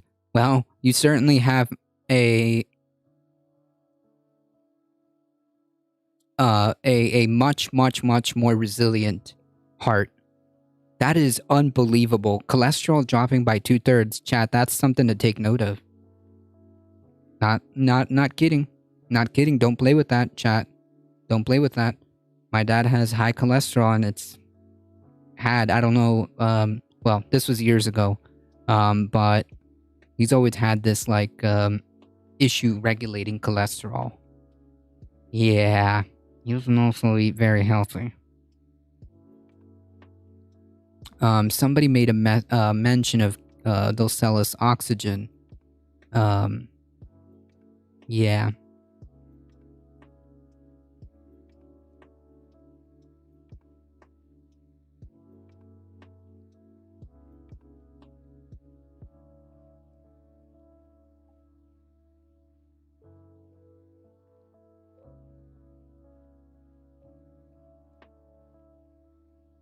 I don't think we're strictly carnivores, my friend. He needs to eat his veggies. Yes. I'm also vegan, high cholesterol gone. No lies. Yeah, there it is. There it is. Just saying. Just saying. Just super saying.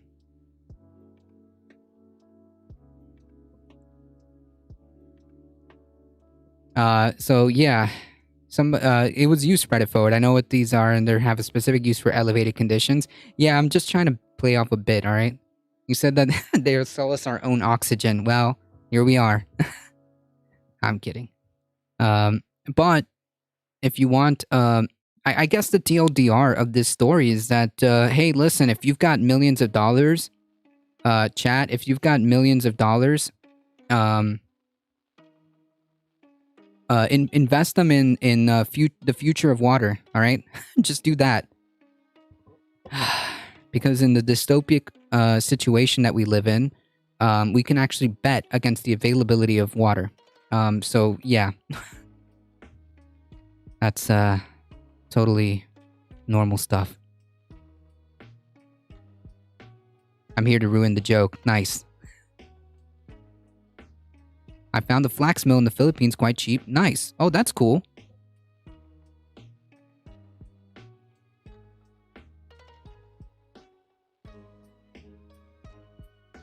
If I was to do it again, I think I'd see a dietitian. Yeah. I'm sure that if you do it proper, you'll be fine. You'll be fine.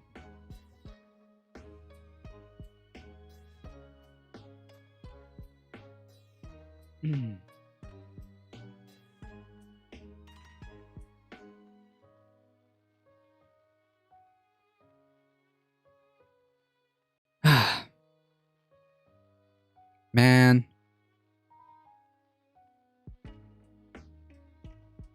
This is very, very, very dark. The idea that we have to, in the next, maybe years coming forward, definitely within our lifetime, we are going to face scenarios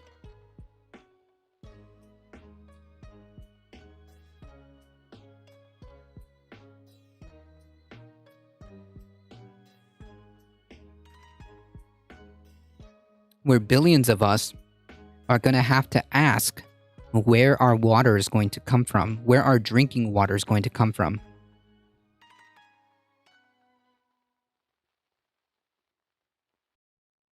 Right, can't wait to fight in the water wars for Supreme Overlord Corporation Nestle.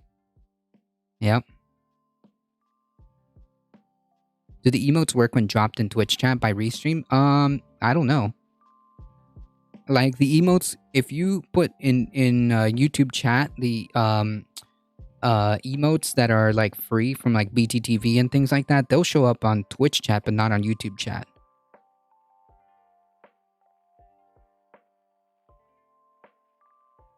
There's nothing. They're short, Spaniard. They're short, and because of desertification and massive droughts, it's a problem.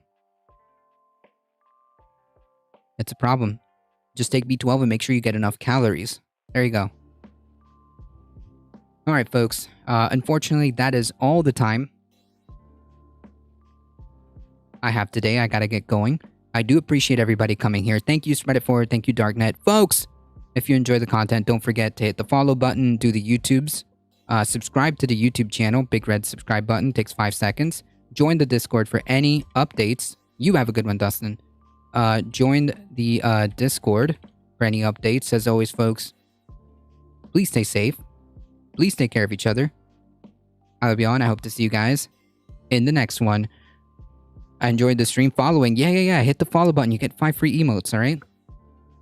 See ya. That 2 hours flew by. Thank you. Time flies when you're talking about existential crises. Oh, goody. I haven't seen Real Radham in quite a while.